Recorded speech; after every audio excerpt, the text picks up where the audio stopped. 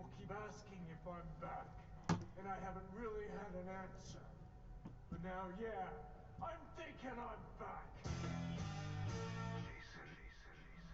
Ellis.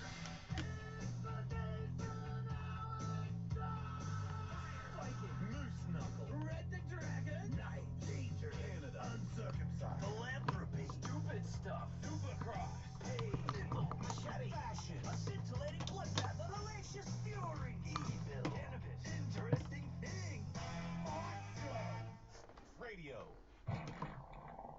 tigers, elephants, orangutans, lions, bears, they'll make you stare, dragons, salamanders, fish in the sea, know what I mean?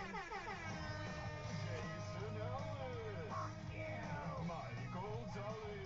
I'm not very sexy. Andrew Groove! Absolutely. Kevin Kraft! Don't worry, we've got the bases covered. And Will Pendarvis! Yeah, I'm Will Pendarvis! Live from Hollywood. Osborne up. This is the Jason Ellis Show. You know, baby.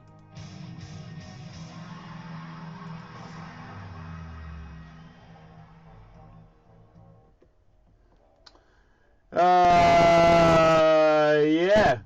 Welcome to the thing. I don't know what day it is. I'm like one day ahead of what everybody else is doing. So today, to me, it's Thursday, but it's not Thursday, is it? It's Wednesday. Yeah, but I'm ahead of you, you see, because I did a lot of stuff. Sunday's a day of rest, according to the Lord. Yep. All right, and in the middle of the day is time to rest, according to Mexicans. I don't know. Andrew gave me a face like I was racist, according to Spanish people. Well, no, Spanish people do it. It must have made it to Mexico to some extent. Oh, it made it to Mexico, and I can say Mexicans. I made babies with Mexicans, so you can back off. All right, I love the Mexicans. Great people. They're probably the greatest people that I know. I mean, especially right now because you're either super rich or you're super poor, and they just really thrive in poor. White people bitch about it a lot. Good time to be Mexican. It is interesting. You know what I'm saying, Will? Fair enough. Totally fair. Yeah, it's funny that we, in Los Angeles, and I think in a lot more cities nowadays than would have been the case even 10 or 15 years ago. Yeah, it's just like a tale of two towns, man. The Mexicans here, on average, have so much less than the average non-Mexican person in LA, and obviously they want more. But they don't act bummed out. Because they got it figured out, Michael. I guess that's what it's about family and friends, not about the car you drive. Well, I've often wondered why it is that I could be so stressed as I have been at times raising one child when they've with got two 17 parents, when very often they have a lot of kids, and okay, maybe my kid will get a better education, maybe I'm reading to them a little bit more, maybe we explain things like why the sky is blue and how you pronounce the TH consonant combination, but like their kids are going to turn out to be like functional adults. Yep. They'll be fine. They'll be members of society. Mm-hmm. And some of them will be great. Some will be way more than that. Mm-hmm. And like, how is it that they can juggle 5, say, and it's impossible for me to imagine doing 5 given how much trouble I've had with 1.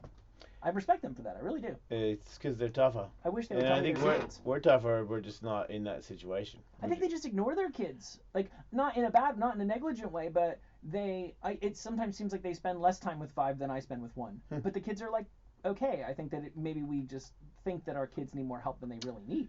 I was watching that Howard Hughes movie this morning just to get ready. Aviator? Aviator, and watching how all these weird rich people, famous people in Hollywood, it's gnarly to know that street, all the people that have driven down that stupid street and gone to the Chinese theater, I'm talking, like every famous person, every big giant thing that ever happened in there. And I just walk by and go, God, that place stinks.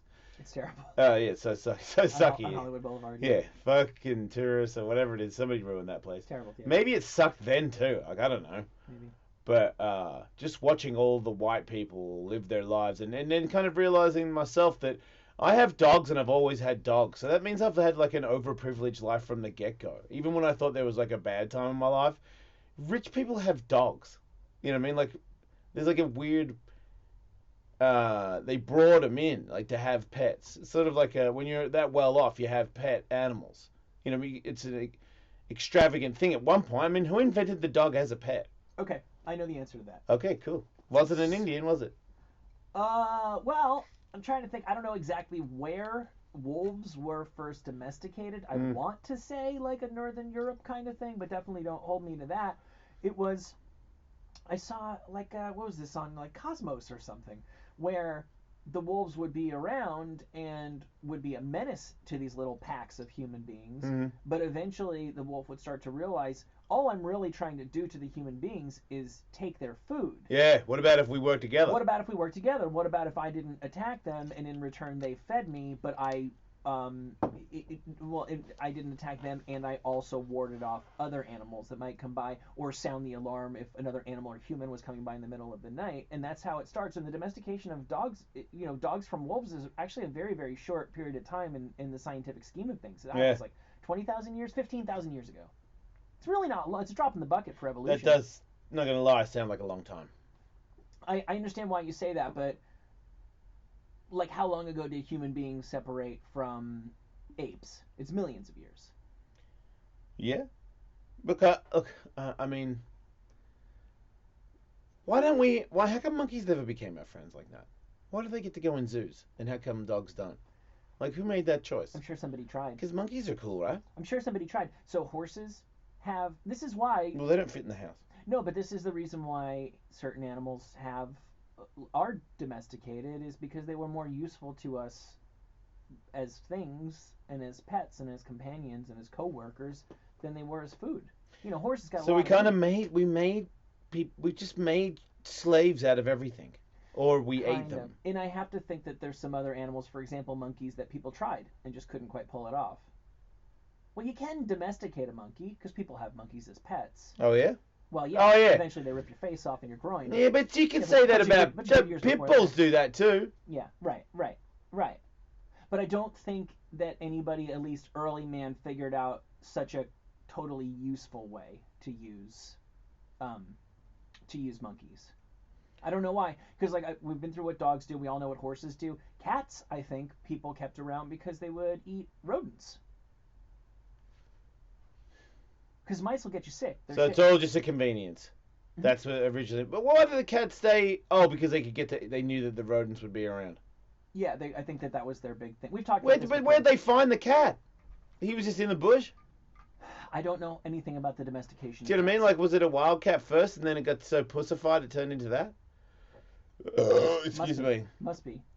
Because it didn't look like a house cat first, right? I wouldn't think so. When you selectively breed, you can change things a lot. Isn't that wild how you do that? It is. So what do? Make a pig fuck a cat? Like, how do you make the cat look so weird and different? How do you make dogs' noses get stumpy and their tails come off? Well, what you got to do is you got to say, give me the stumpiest male and the stumpiest female. Make them fuck, and then when they have kids, the next generation, bring me the stumpiest male and the stumpiest female, and you keep doing that over and over again. That's fucking hard work. Yeah, and they do it to this day. Now, more like in a lab, but they've been doing that for thousands of years with plants to grow. Like, we want this kind of corn, not that kind of corn. You selectively breed, you can change shit pretty fast. Relatively speaking, in lightning speed relative to evolution. It's amazing. Yeah, I do have a lot of respect for that. It's crazy. But I do feel a little bit so I'm a little bit gross because I'm like an animal. I mean, I have them like my heritage. I enslave animals. But they want to be enslaved. They do. And I don't understand what you said about that you were a lucky person to have a dog, because I feel like even really poor people have dogs. Yeah, I guess sometimes you see homeless people with dogs and stuff, but you know what I mean. I just looked like it was a privilege to have a dog at one point, and it seems like you forget about it. Well, if you're talking about, like, I wouldn't think in Ethiopia in the 80s that there were many dogs. Are they still pretty bummed out? I don't think Ethiopia is doing I think they've had a couple of other bad periods of time, but I don't think that was a famine that they were going through. But they're not in that right now. I don't believe so. Well, that's great. They don't talk about that. The ones who made it to LA are doing fine, man. This city is crawling with Ethiopians. It's weird because you say that. I don't really know, but I do know the street that is owned by Ethiopia. Yeah, that one bit of Fairfax. It's really wild. It's very confusing, especially when I'm told that their food is just different colored pieces of paste. It really is. And then it's like, there's like all these restaurants on this street. I'm like, who's eating here? Some people convince themselves they like Ethiopian food. I had a girlfriend who was like that. I don't get it. Get it. It's not good, dude. It's baby food. It's flavorless, unsalted baby food. Yeah, that's not cool. That you eat with like flavorless sponge bread. It's got something to do with maybe poopies or something. Maybe they have convenient poopies from that or something. I think it seemed cool and exotic for a while. I don't know. It's spicy, right?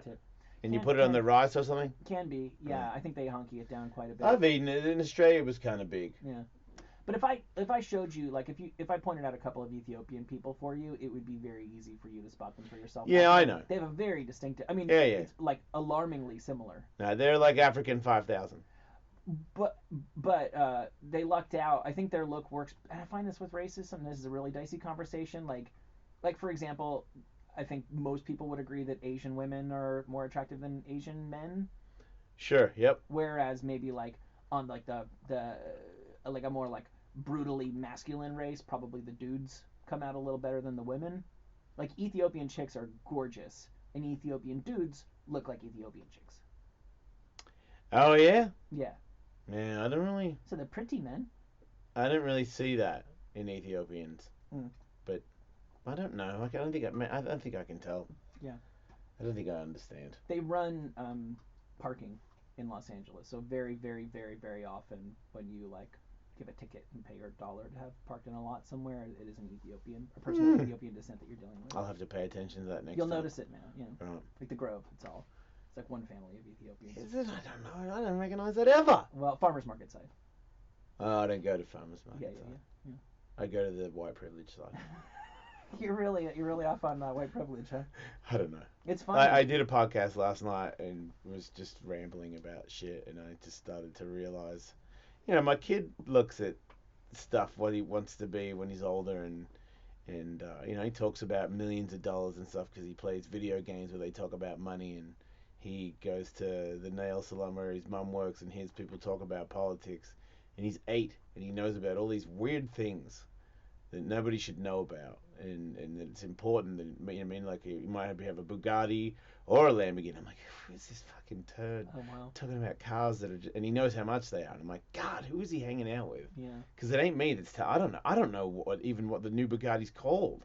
I only know the word Bugatti from my 8-year-old son. I wouldn't know a Bugatti if I saw it. I'm still a Lamborghini guy, and he explains to me that there's so many other cars now that are faster, but that there's a new Lamborghini and it's pretty cool and it's this much money, and he just knows everything there is to know about all that stuff. And I'm like, does he think that later on that he's gonna get a Bugatti, and if he doesn't get a Bugatti, is he a loser? Because as somebody that I don't have a Bugatti, but I definitely have had cars that I wasn't supposed to have from where I came from, and it is very thrilling, and I feel like I love cars. I know people that love cars more than I do, but I really like cars.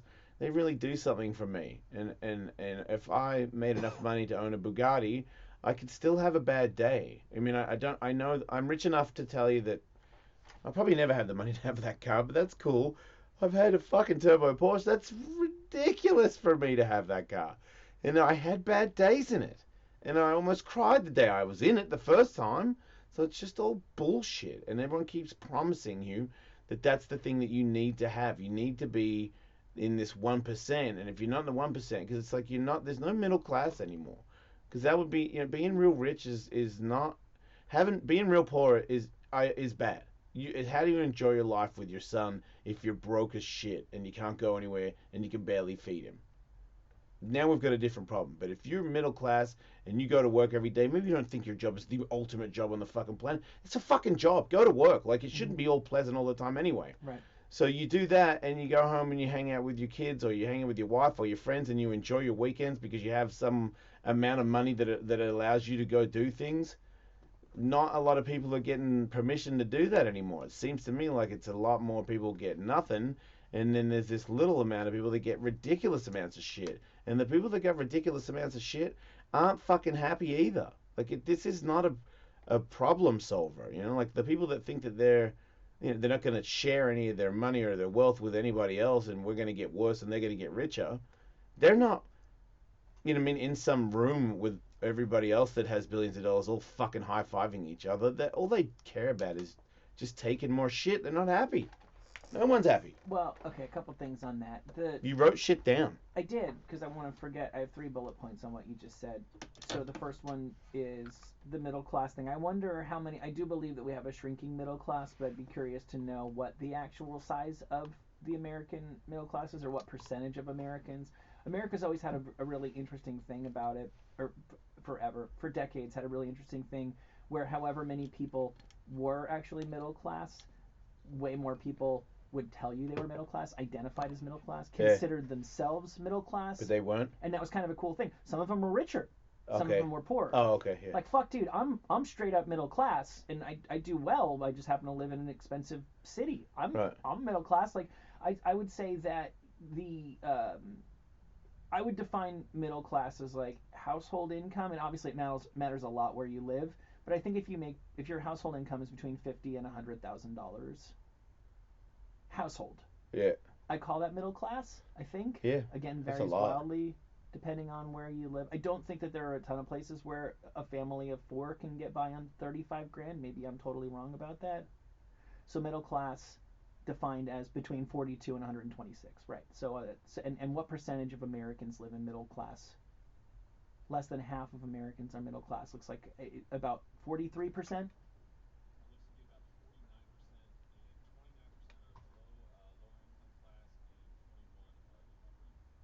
So it's still half the country is middle class. Yes. What about this year? How's it done since Donald Trump has been in office? Everybody's rich now. It's doubled, right? Yeah. In 1971. It's never been higher, I was told. So in 1971, 60%, the stock market's never been higher, that's true. In 1971, 60% of Americans were middle class, and now 50% of Americans are middle class. So that's shrinking, but that's not disappearing. Yeah. Well, I guess that's it. I feel like that my main thing that I was trying to say was, as long as you're not in the I'm fucking dying, starving, broke thing, you can live a really good life, and don't let, like, I feel like the media and everything that is out there, the kids and the YouTube and all that stuff, they really want to tell the kids that it's not okay to be middle class. Like, that would be a failure if you were to just have a normal car and live in a normal house with a normal person and a normal job. Like, you're going to have to take some time to recover from the blows of realizing that that's what you're going to be. Just a person, which in actual fact is the score. That's the one you want. Like, I don't envy YouTube stars. There's a crash to that. You're not going to get away with fucking Jackass Light for 40 years. You're going to have to do something else. Sure. You're going to have to live a different lifestyle. You are like 19 and you drive a Lamborghini. Things are going to get bad for you. Yeah. I've gotten to the point where maybe this is Schadenfreude or whatever, me trying to project things onto people who have things that I wish that I had. But at this point, I almost pity people who get the world delivered to them when they're 19 years old. Yeah. Some of them will figure out a way to keep it going, but most of them won't. And it is worse to have had and lost than to have never had it all. I'm sure of that. And also, what the media shows, I always go back to the TV show Roseanne, which was it was like the only show at the time, and I still don't think there are a ton of them that showed like a lower middle class family. Like their house was their house was kind of shitty. There was a mess all the time, And to this day, families that are like middle class on TV, or certainly in commercials, live in houses that they're the richest people. $1 million. Yeah. I've always a fucking guy in a sweatshirt and he's like walking out to his Nissan Altima. And it's just like, no fucking way you live in that I don't give a house. fuck what state it is in. Nowhere. Yeah. Nowhere. Yeah, Roseanne looked like, now my family did a little better than Roseanne family, but like we're looking at a picture of them on a shitty couch. I recognize that shitty couch. I know, right? I think a lot of people recognize that. All my friends had that couch. Yeah. It was fine. You took a nap on it. Who gives a fuck? Yeah. Some of them might still have that couch.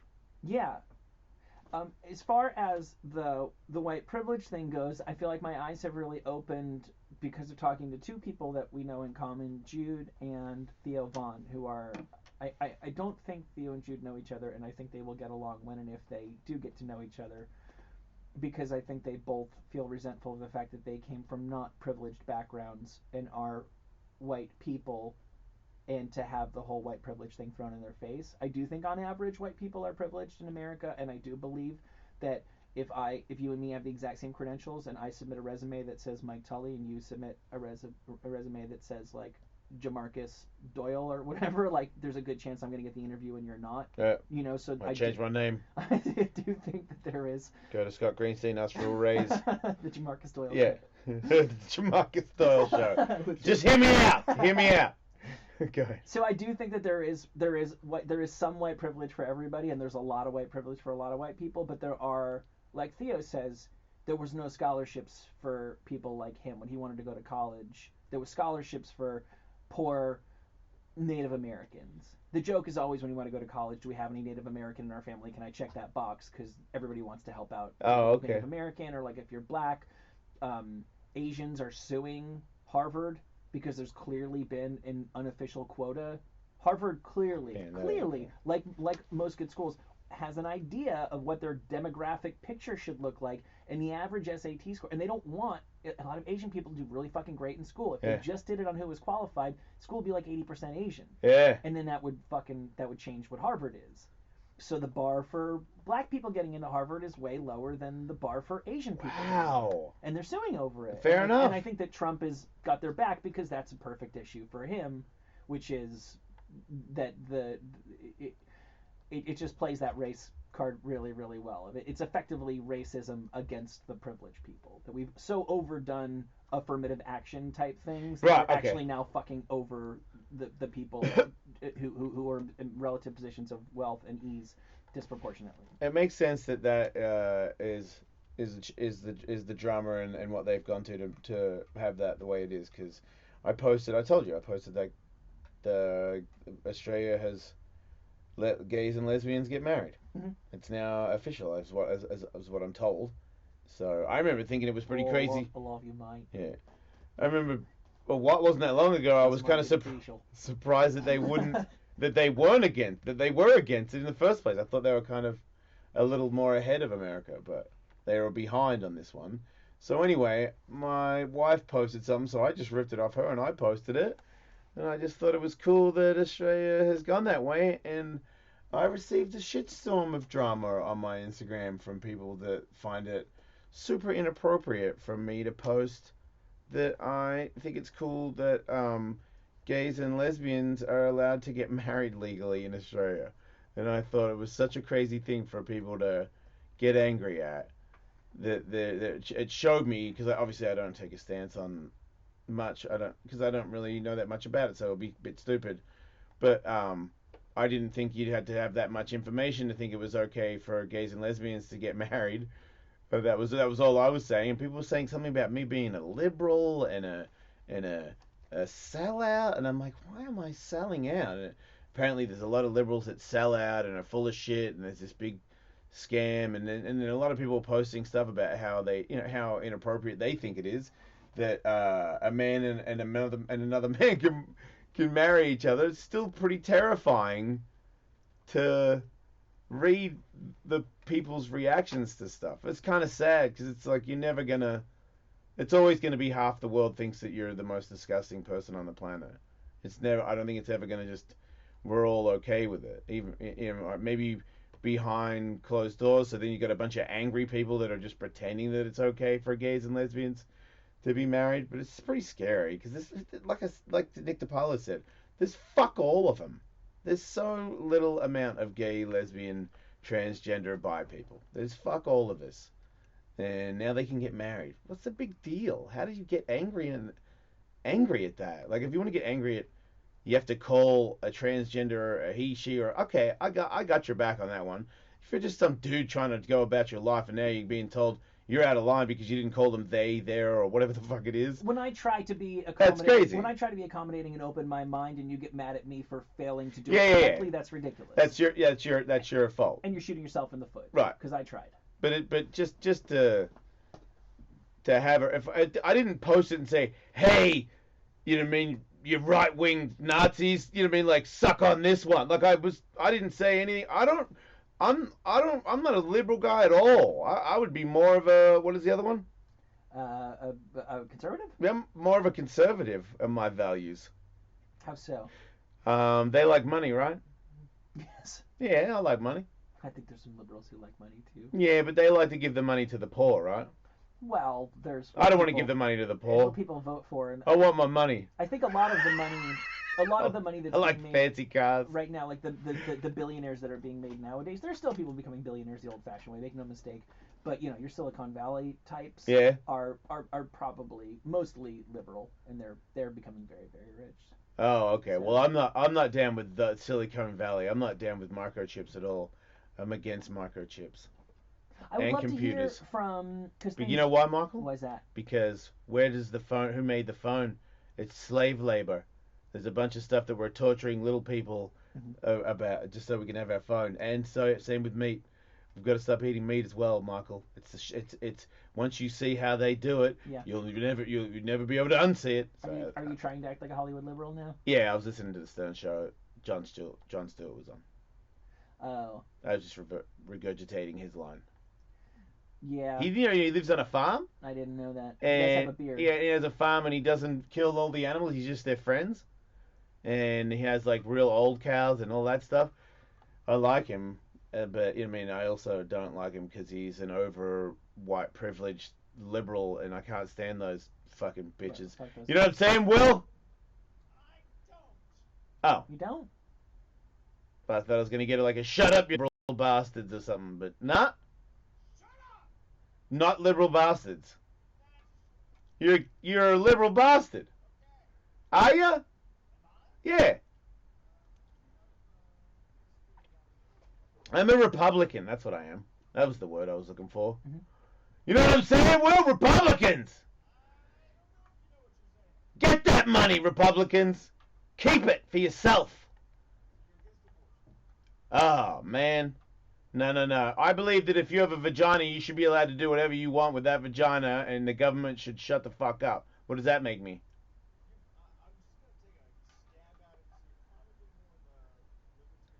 No! I'm for guns. Everybody should have guns. That's Republican shit, right? So wait, what? So you believe that everybody should be able to kill each other man to man with guns, but we should also be able to murder millions of unborn children? Yep. Cool. Wait, is that bad? Well, that's kind of irreconcilable with either party. Right, so I can't be either I one. think that makes you a libertarian. People have a right to abortions, and people have a right to bear arms. Oh man, I am a libertarian. I've sold out. I'm physically conservative? What's fiscally mean? Yeah, you want a small government that raises very little in taxes, relatively little, and spends very little, so you don't have like a bunch of social programs. Sure. Yeah, we've been down this road before. I think that's the funny thing that must keep libertarians up at night is that I think the vast majority of thinking people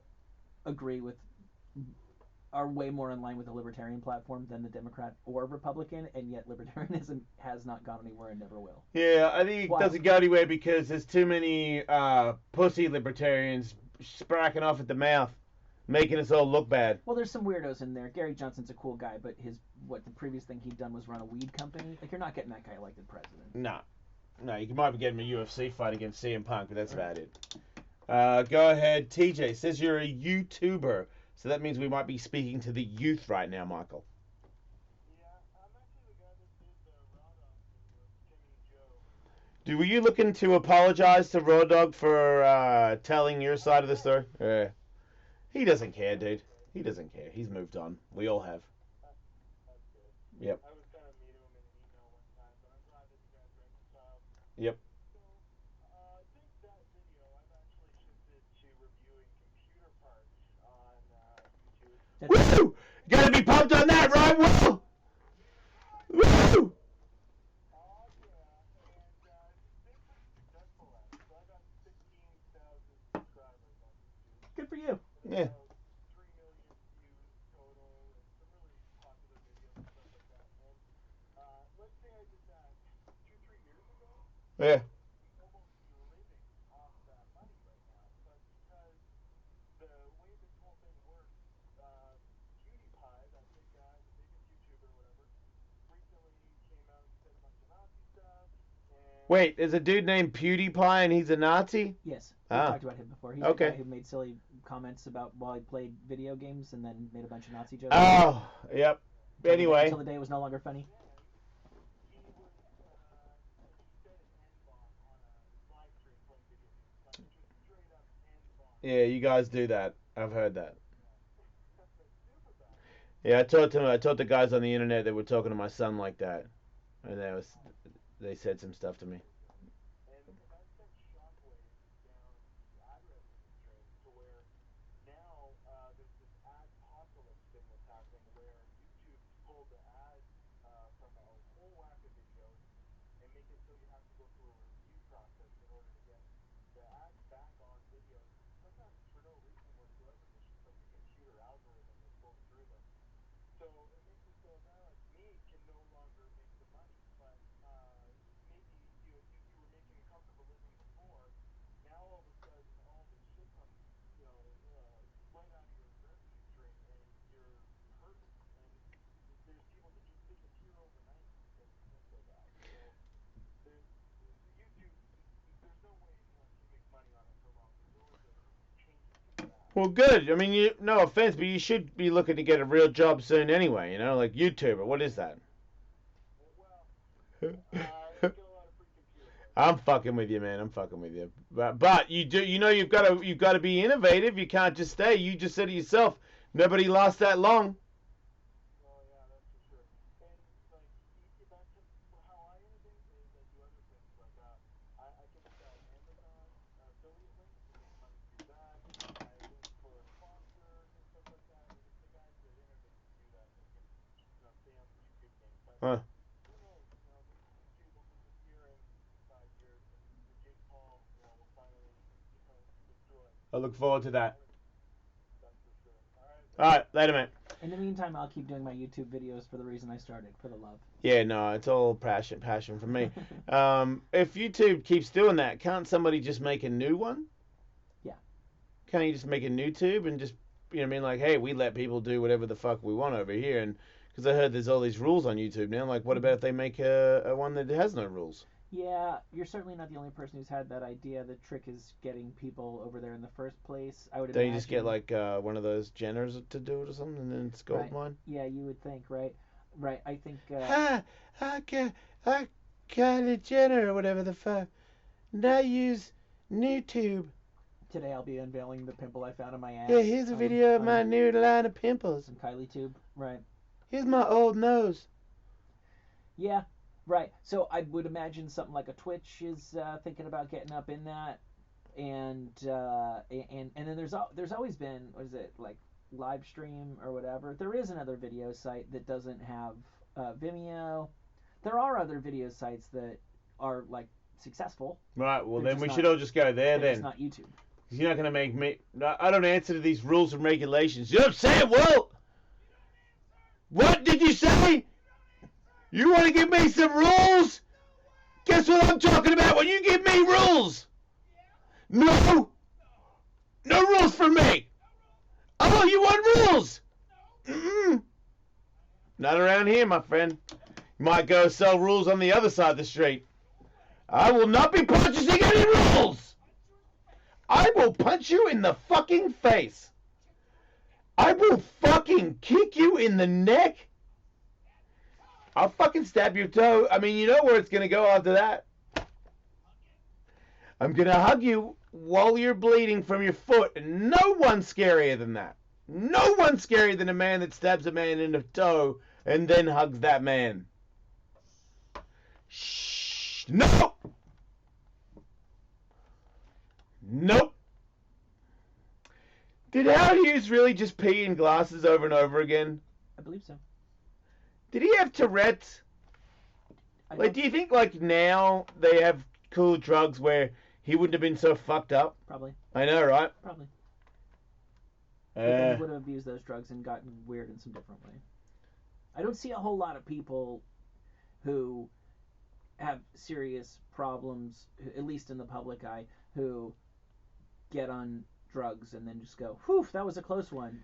Perfectly fine. Yeah, but what about weird depression? He seemed like you know what I mean, like he had all these weird little things that you could take a pill for these days. Didn't seem like, you know, he looked like he didn't want to be a drug addict. He was very driven to be the guy that invented all this crazy shit. Just couldn't stop getting him to clean his hands, people touching him and all this weird shit. It's kind of funny to see a movie where people thought it was so crazy for a guy that wouldn't shake your hand. When now there's just like 4 or 5 people that just straight up don't shake your hand. You know it, and they're not gonna, and that's the end of it. You know people who won't shake your hand? Just Howard Stern don't shake hands. Neither does his buddy from the TV show. They don't. They and everybody has agreed to it now. They pound it out or something. Right, Howie Mandel. Yeah, Howie Mandel. Don't touch him. Right. And at one point, it was really weird that people would talk about it like, no, that's not true. Now you know it's true. Now he admits it, and now you don't think it's a big deal. I feel like the first person to do it in the 1940s must have made people very uncomfortable. You know? Because I don't think anyone was aware of it as much. That people had that. Yeah, agreed to be germphobic. I swear It's like we've agreed that you are scared of germs, so we're letting you be all those weird things around us. Right. We wouldn't do that before. I know Donald Trump was on the record as saying he did not wish to shake hands with people anymore. I don't know if he ever went as far as saying, I will not shake hands. Obviously, he has no choice and has really embraced handshaking as president. Right, well, I think Howard Stern doesn't want to shake hands. I think he will. I just don't think that he wants to, and I think if you know him and have heard that he doesn't want to shake hands, then you just do him the favor and don't do it. Yeah. He's definitely not offering it, that's for sure. Yeah. I think he might have shook my hand the very first time we met, because I was like, oh, you don't need to, I know you don't like that, and he was like, you shook his hand? Wait, he did you see for a second that he would prefer that he didn't want to? Yeah, I think there's... Yeah, I think there's levels of people who like refuse to do it and really just don't want to do it. I always wonder how politicians don't get sick when they're out on the campaign trail, because I know, right? They're old people, yep. And they do these incredibly long hours, and they can't say one dumb thing off of script, or it could sink the entire campaign. And they live with that pressure on top of God knows what shady shit they're doing behind the scenes. And then you just go around, shake hand, kiss baby, shake hand, kiss baby. And yeah, there's but they probably do like that. mega government steroids. Maybe they like super, what is it, like vitamin B bullshit shots. They got to take care of the old bastard. I really do believe that we didn't set it up this way, but like anybody, because it is a lot of times very old people running for office, anybody who can withstand the rigors of a presidential campaign is totally physically fit to be president. I agree. Yeah. Because it's not just, I don't think when I'm 75 or 68 or whatever, I'll be up to what these people are doing. I really don't. Man, when I'm 65, I am going to be, what am I going to do when I'm 65? What are you going to do?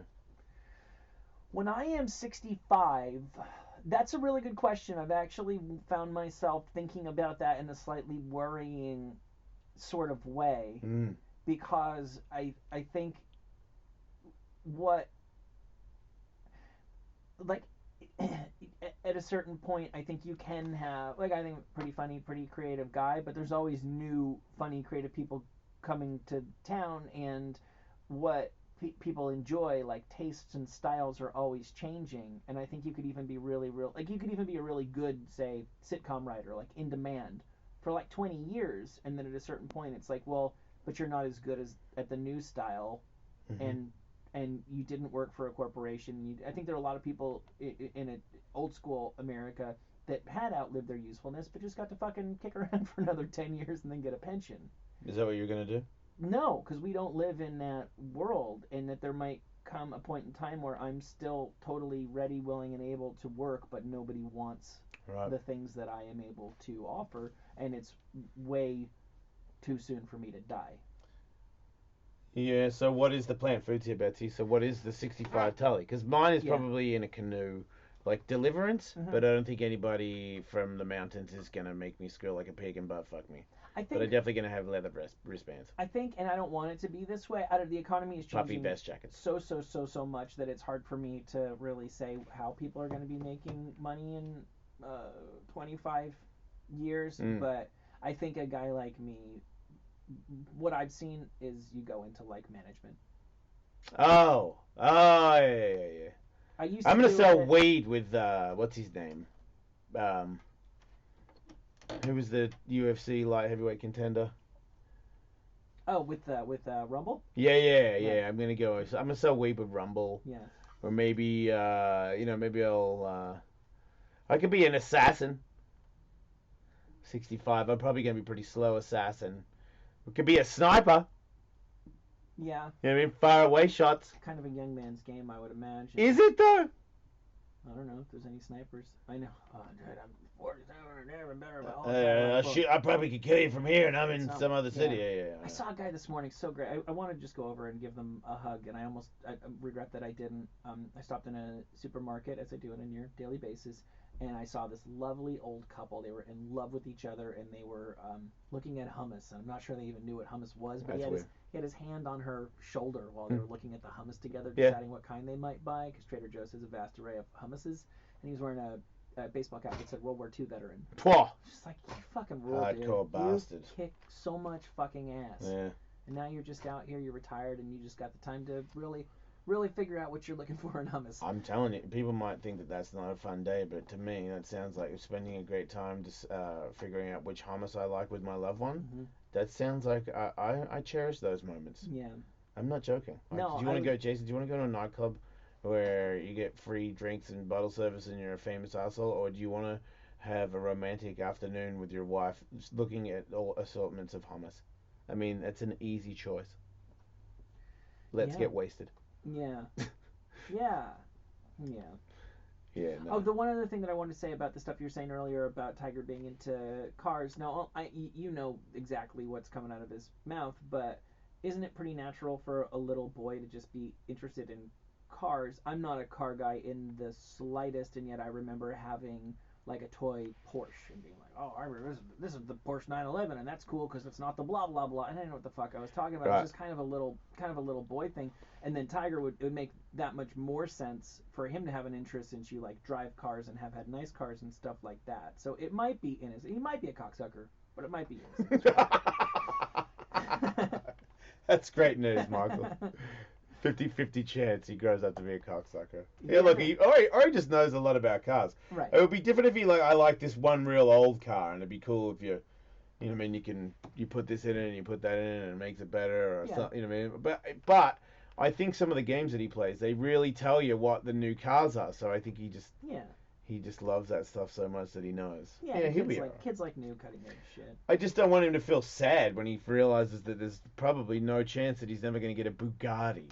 I think You know? I think there are many more people who buy, Motor Trend magazine than will ever own Right. a Bugatti, and Yeah. I think they're okay with it.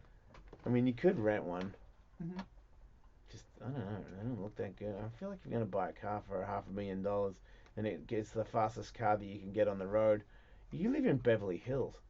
Mhm. The fuck? How do you... I better see you on the 405, like, you know what I mean, breaking the laws. Because that car is just like, it must yearn to go fast. I don't know how fast it go, like 270 mile an hour, some shit. I think he can do Oh, wait, every Bugatti's worth that? It's, right, and it's fucking, how much? Wow. that. But is that just like... Fuck, that's so gnarly. But what does the average Bugatti cost? It's gotta be $1 million, right? Is that like... Or is it $500,000? I thought it was $500,000. That's what I'm saying. Like, I think this is the equivalent of when the designer makes the one insane thing. To get I don't a know, picture dude. of. I don't know. I think Bugattis are like real stupid. I mean, a second-hand one, but I'm talking about a brand new one off the lot. I think they're like $1 million car. It's okay. It's something ridiculous. Because I mean, I've always kept Lamborghinis. They did the 200. They went, you know, into 50, 300. With the times, they go up.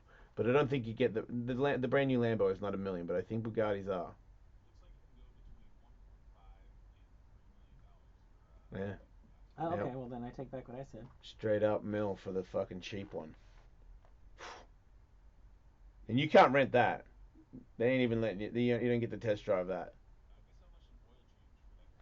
How much? Yeah, but don't if you buy the car, you probably get like the weird. You pay for the insurance thing where it all comes compulsory. You wouldn't wing that later on. What the craziest thing about it is, I would say 80% of the people that buy that car don't make it go up to 100 mile an hour. Yep. So it's like buying a plane and just driving it around on the road. Yeah, they just like pulling out of a parking lot. Yeah. Yeah. And then just fucking sit in traffic like the rest of us. Well, I guess there's people that would know more, like my son would know. Hey, that's $1.5 million car right there, and then you valet, and then you get everyone to know that you've got you can set $5 million if you want to. Right, like the cars that Bill Burr was talking about taking over London from all of those crazy. Oh yeah. Yeah. That excess money that people have. And, well, that's to me, that's your one percenters. Is that it's the people at the top of the food chain don't have. It's not that they have more money than the rest of us. It's that they have so much more money. Look, I know it's theirs. They got it. It's just sort of like when I see cool kids that hang out with Dingo that wear Metallica t-shirts and don't know anything about Metallica. It's the same as, you know what I mean, you're a billionaire douche and you're in the city doing 2 mile an hour in $1 million car that does 300. It's fucking an insult to me as a guy that, trust me, if you pay me enough money that I can get a Bugatti, not that I would ever get that car, I think it's ugly, it's doing 270 mile an hour in the first week. Obviously, I'm going to warm it up, and I'm not going to do it that day. I'm thinking about it. I'm going to a racetrack because I think it would be an insult to do 270 mile an hour around other civilians that aren't dumb enough to buy $1 million car. But you fucking just go to like the strip and overheat that thing. It's an insult. Yep. To the machine. But yeah, you got the money. Congratulations to you. It'd be cool if like Bill Gates did that, bought a couple of those cars and just let people use them for the weekend. Like just you get it right for like half an hour. You get to drive it, and then that's it. You can cross it off. He does a lot of nice things for Doesn't he? people. I think so. Yeah, no, he's very busy. He's building a city. Really? Yeah. In Arizona, they're building like an $80 million. I think this is great. Like City of the Future, just is going to have everything that the City of the Future ought to have. High speed networks, autonomous vehicles. I don't know what it's going to. It's just going to have all the shit that you could possibly put in a futuristic city, and then I think people are going to live there after he gets it all set. And I don't want Bill Gates to be in charge of turning my city into Bill Gates' ideal city, because I'm pretty sure I don't want to live in it. But I'm in favor of, let 10 different people build 10 different crazy cities and see what they come up with. It's their money. Yep. I'd love to visit. Yeah, I don't feel like you're going to be doing too many burnouts in that city. 80,000 homes will be built with space reserved for blah, blah, blah, retail, office, open space, public schools. Like, he's just making a fucking city from scratch. And then what's the other country? Is it Dubai or whoever it is? Yeah. Like, Bill Gates' city he's dumping $80 million into. They're putting $500 million into a city that'll just, like, make New York look like a fucking joke. Well, why?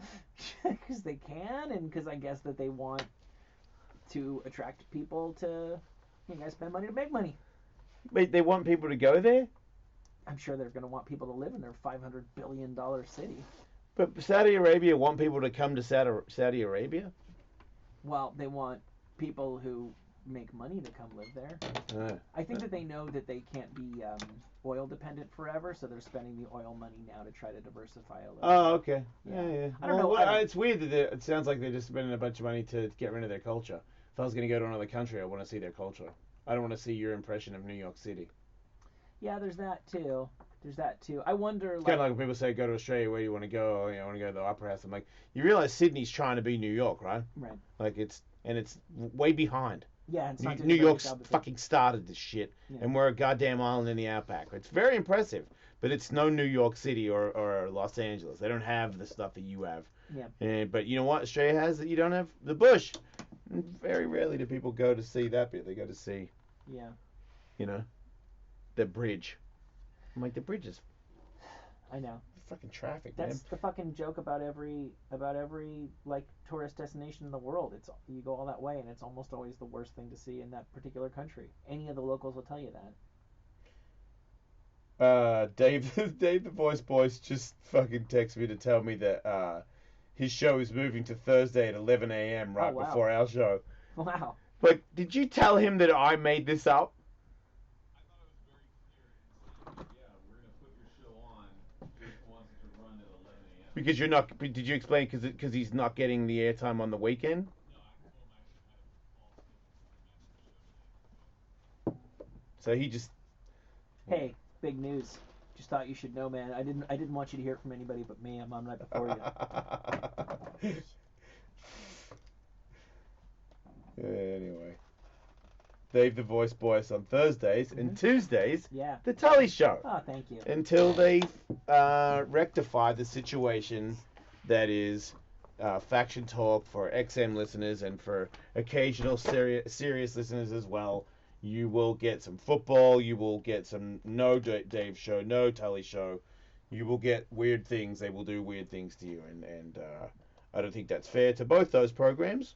So instead of our Ellis archives, you just get a Tully show and a Dave the Voice show. That's cool. I appreciate you saying that. I appreciate you doing that. No worries, mate. No worries. You do great work here. Somebody doesn't let your show. I'm like, you know what I mean? What the literally? What the fuck? I just find out. In the nicest way possible. Well, not only do I find it on Twitter, I'm pretty good about avoiding social media on the weekend now, so I find out on Twitter 2 days later. Right. Okay. Right. Because I noticed that I was the only person that caught that. Yeah. I'm like, you guys realize what they're doing to us? Yeah. But yeah. Sorry for my harsh tone, but I am from the outback, so that was as friendly as literally what the fuck is very. I meant that doesn't mean anything. Yeah, I understand. You're all doing great work. I appreciate that. So, why don't we take a break? And Can't then wait get to back here and... check out some more NFL and some NBA action this weekend. It's heating up. Right, and somebody's got to cover it. Yes. All right. And somebody's us. We'll be back.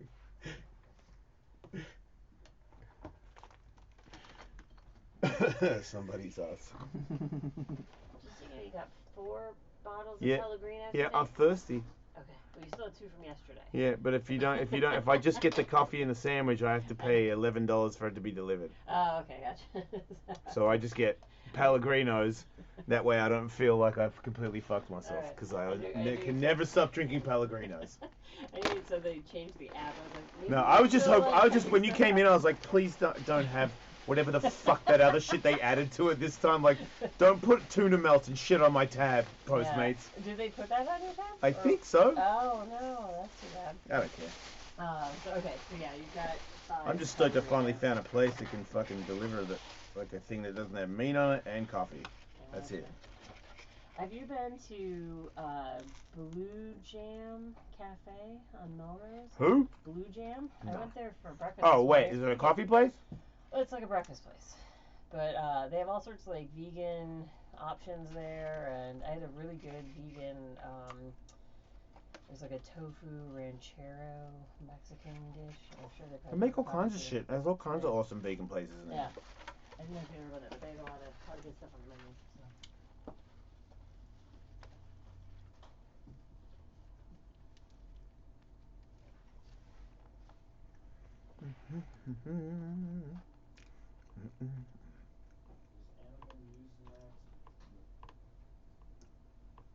Well, have you ever done the TSA pre-check interview thing? What do they ask you? All kinds of things. It took me about an hour, but I got it early on. It took an hour? But I did it when it first came out. I think it's loosened up a bit. Then it was only 10 minutes. If you would collect your phone, right? I had to do it at the airport. They had the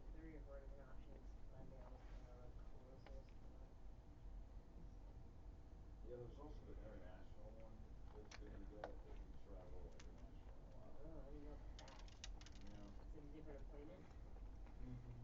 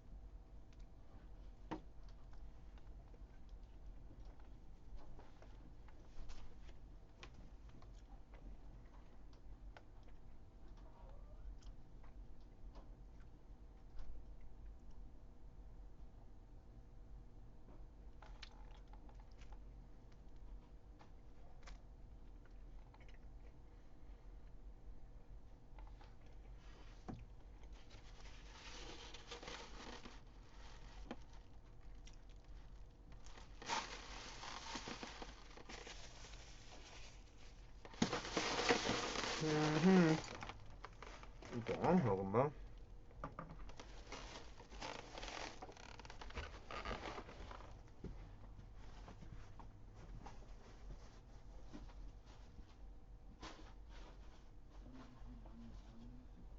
We can do the farts. I'm so fat, it's crazy. I was just gonna say that. Please don't. I can barely survive.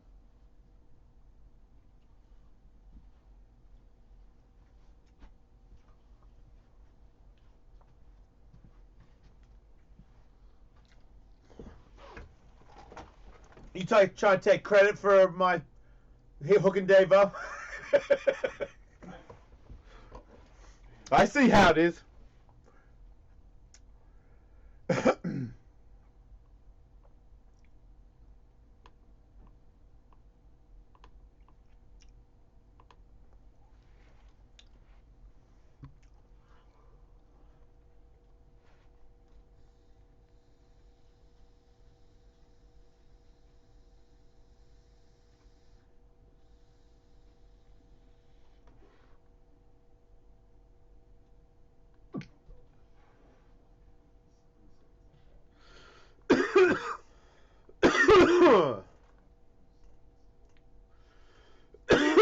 So what's the plan? Straight into animal? I've got a bunch of unsigned farts that I can play for you. And then into animal? Yeah. You think it'll work out? I think so. Ooh. God damn, I got a lot of information. I I mean, she does. So, unsigned farts that I can play into Animal News, and you could have Kevin and Will in for the farts as well, or they could come in during the intro, whatever Come you want. Live read coming back. Oh, okay. Where's that one? You've got two of them. I don't know if you'd want to get the second one out of the way at the end of this segment, just in case Ludacris is able to join us right at the start. What do you mean? Do two right now? So you do one once we come back, and then one going into the break at the end of the segment. In case Ludacris is standing by, you don't waste a minute of Ludacris time. Oh, okay. So if you want to do that. Well, if he's in, just tell me and I will. Okay.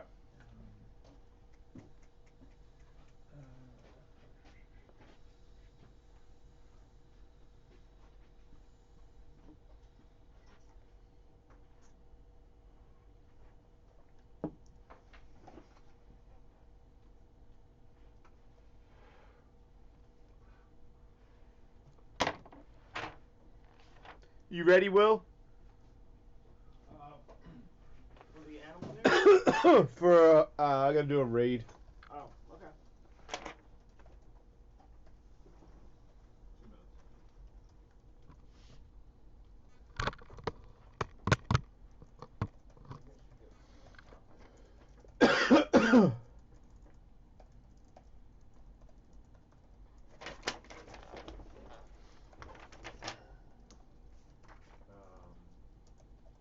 2 minutes. It'll either be dish or ring.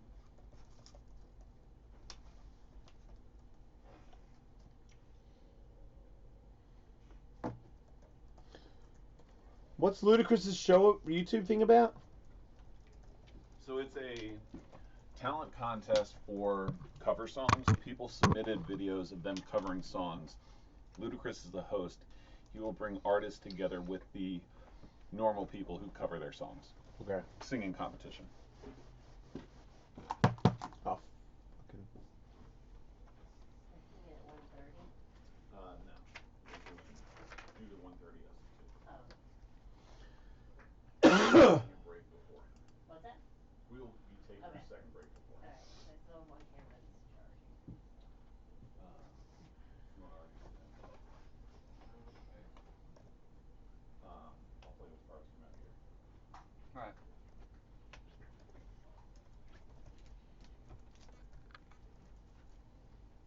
Are you hyping from out here? Yeah.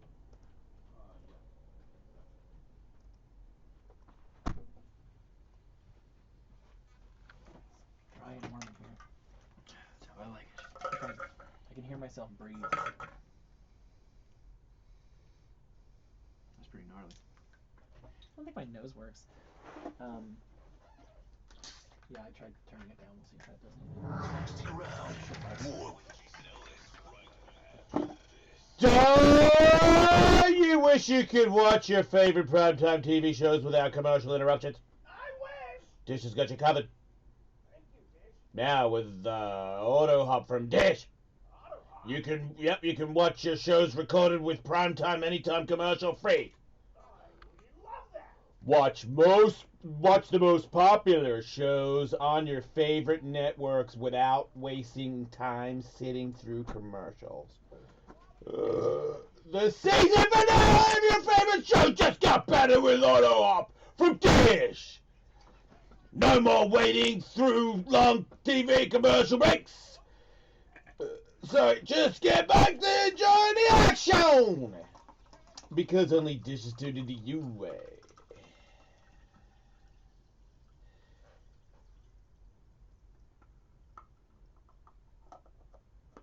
To learn more, call 1-844-CALL-DISH. Go to dish.com or visit a local retailer near you. Requires credit qualification, 24-month commitment, early termination fee, auto pay, taxes and surcharges not included. Other restrictions apply. Full details, 1-844-CALL-DISH. Dish. Turn it here.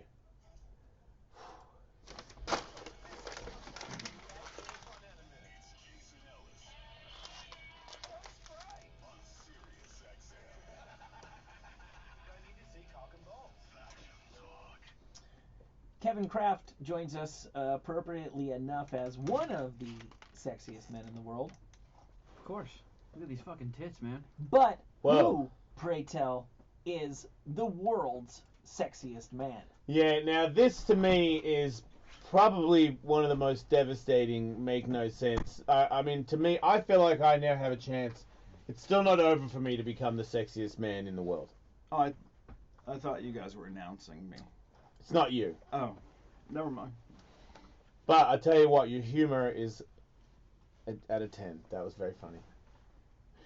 That's what we dads do. Right, dad joke 5,000. Mm-hmm. So yeah, the stuffed crust to be attractive is insane to me. Absolutely insane. No disrespect to him. He seems like a nice, down-to-earth guy for a rich and famous pop country star. White privilege, piece of shit. Yeah, thank you, just Michael. nailed it. He's Like, down to libertarian, earth. homo, sellout. Yeah, I don't see how that's possible. To me, that is the last straw. Not that I was paying attention to the last year, but this is the last straw. I now officially don't take it serious that whoever you claim is the sexiest man alive of the year, it's official that you're a liar. Yeah, are there, if he's the sexiest man alive, are there any photos of him topless? He's always got that same shirt on. There's no pictures of him Mike without the plaid Catherwood, shirt. Mike Catherwood's butt is sexier than his entire body. I mean, are we basing this on because he is married to Gwen Stefani. He's got a T-shirt on in the pool. Yeah, because he's a big, fat, weird guy. Sexy I isn't wear- about looks, though. I wear a Look, I T-shirt in the fucking pool. That should automatically disqualify you from the running. Look, it's not about that, all right? Let's not pick on him for being a little bit chubby underneath his T-shirt. He doesn't go to the gym all the time. Yeah, but It's if just this is the facts. The guy's like a 50-year-old kind of chubby dad bod guy, and you can't say that he's the sexiest man in America. Like, if that's not, he's not the sexiest man. As you could say, the cool, like the most down-to-earth celebrity contest. We're talking about sexy. We've got a game where you're just talking about looks, and this guy wins. Come on! You might say, I don't give a fuck if you show me an airbrush photo of him. Like that's as hard as you can make him, and it is insulting that he let that photo go out to the fans so airbrushed and ridiculously changed like that. Like, he looks like a different person. I have a feeling what he is and what the People magazine's sexiest man has been for some time is the man who gets the most clicks when we put stories about him on our website. If he had never got in a relationship with Gwen Stefani, he never would have become a storyline that has proved to be appealing to the ladies who read People magazine. And it's just crowning the guy who got the most clicks on our website in the last 6 months. Yeah, but isn't there something to his obtainability in that he is a, quote unquote normal guy? He's just Well, wearing his I old think it's shirt I think it's once again homo liberals that are ruining everything. You have to now you have to have this broad spectrum of sexy. Like, why stop not? it. No, because wait, that's not what sexy is. No. I don't want to Sexy is not the fuck you best because looking you're a great person. songwriter. I don't give a fuck about that. No, but sexy has never That's been cheating. about the best looking person. Yes, it has. Absolutely not. Well, then, As for me. same with me. Well, then you're wrong, because that's why we have Obviously- a thing called best looking person. I And agree. there's a different word, sexy. I agree, Will. Thank you. It does kind of seem one of those things where, like, you have to...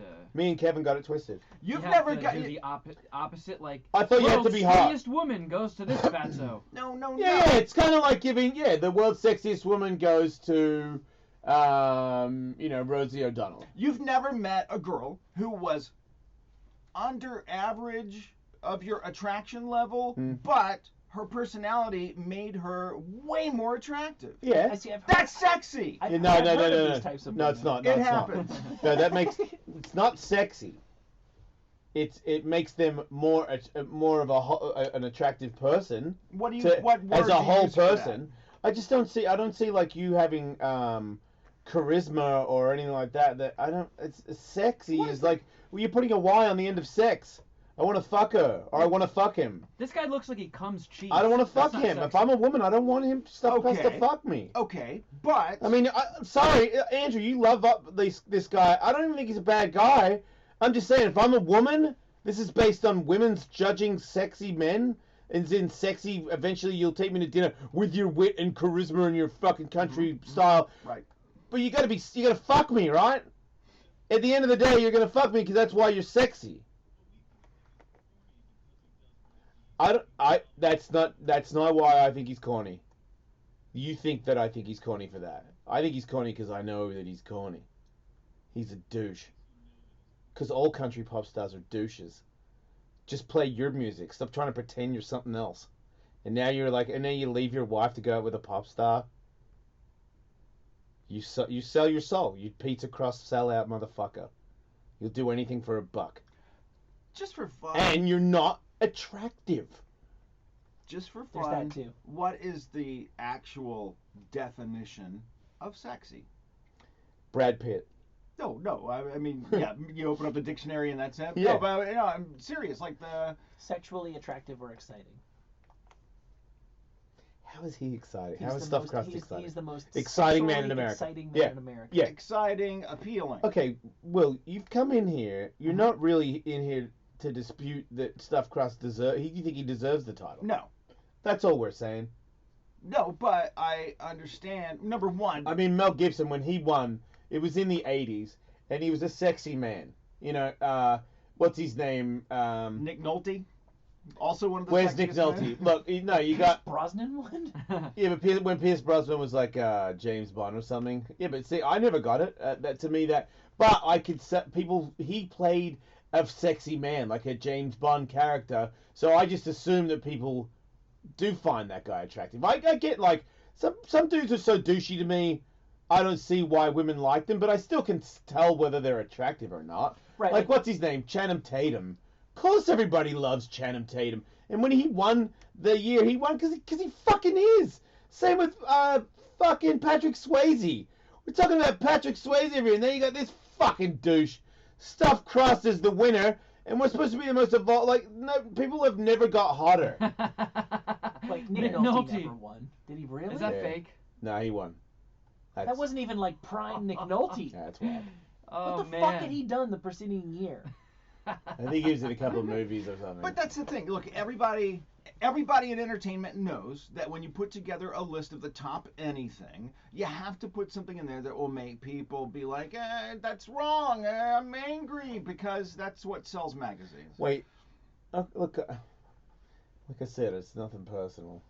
Yeah, I don't think he's a nice guy, but it was supposed to be this really weird kind of, the sexiest man in America. Well, that means you're just looking at this weird sex appeal kind of thing. Like the dude that played fucking Superman one year, and you don't even know him as a famous guy. He was Superman in one movie, and that's the only, or maybe he was in two. But he's not famous. I don't know his name, and he's Superman, and he won because he's fucking shredded, and he's a hot dude.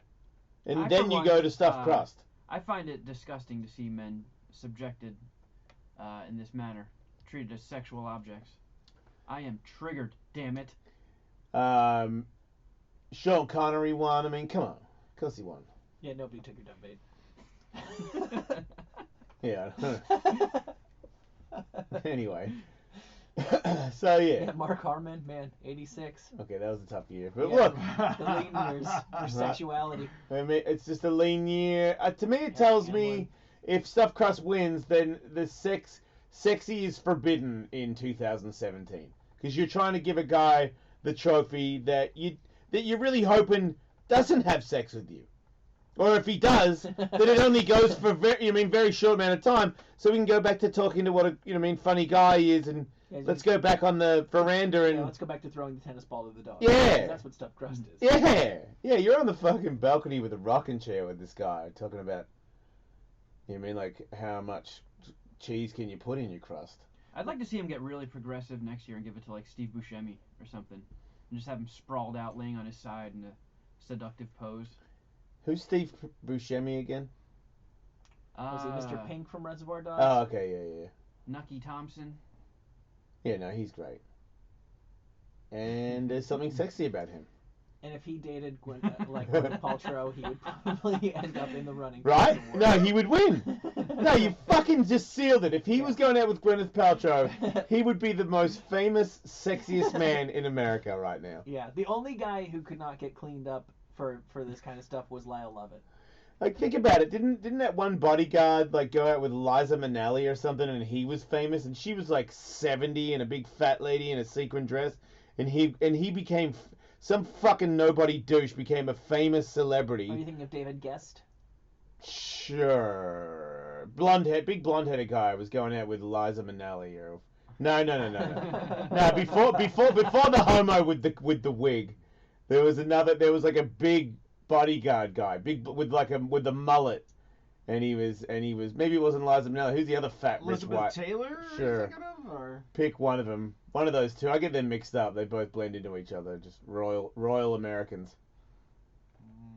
Yeah, I'm drawing a blank on this. Yeah, that one. There you go. That dude. Yeah, that guy was famous. Elizabeth Taylor's 8th marriage was to this guy who was a bodyguard, and he was just some dude, and then he was famous as fuck for like 4 or 5 years, raking it in, getting harassed by tabloids and everything. Wait, is that what he looks like now? Wait, did he turn into a big fat old man? Larry Fortensky, yeah, the sexiest man alive. He is. Wow, look at him now. Fucking hell, that's coming for all of it. I got a party, man. Oh, okay, I do stuff. Whew. Okay, I'm living. Well, Larry Fortensky, I think, looks at his fat Oh, guy goddamn, Larry. Yeah, but he looks at his fat guy every day and goes, I was married to Liz fucking Taylor. Yeah, I mean, I feel like he would have got financially hooked up, right? Like, there would have been like a severance pay from that thing. You know what I My find God! so wild about that? Because she was at least 20 years older than him. Yeah, she's got Right. a nice pair of tits. Come Todd, look at that. Bigger than mine. Yep. That it's like, No nipples.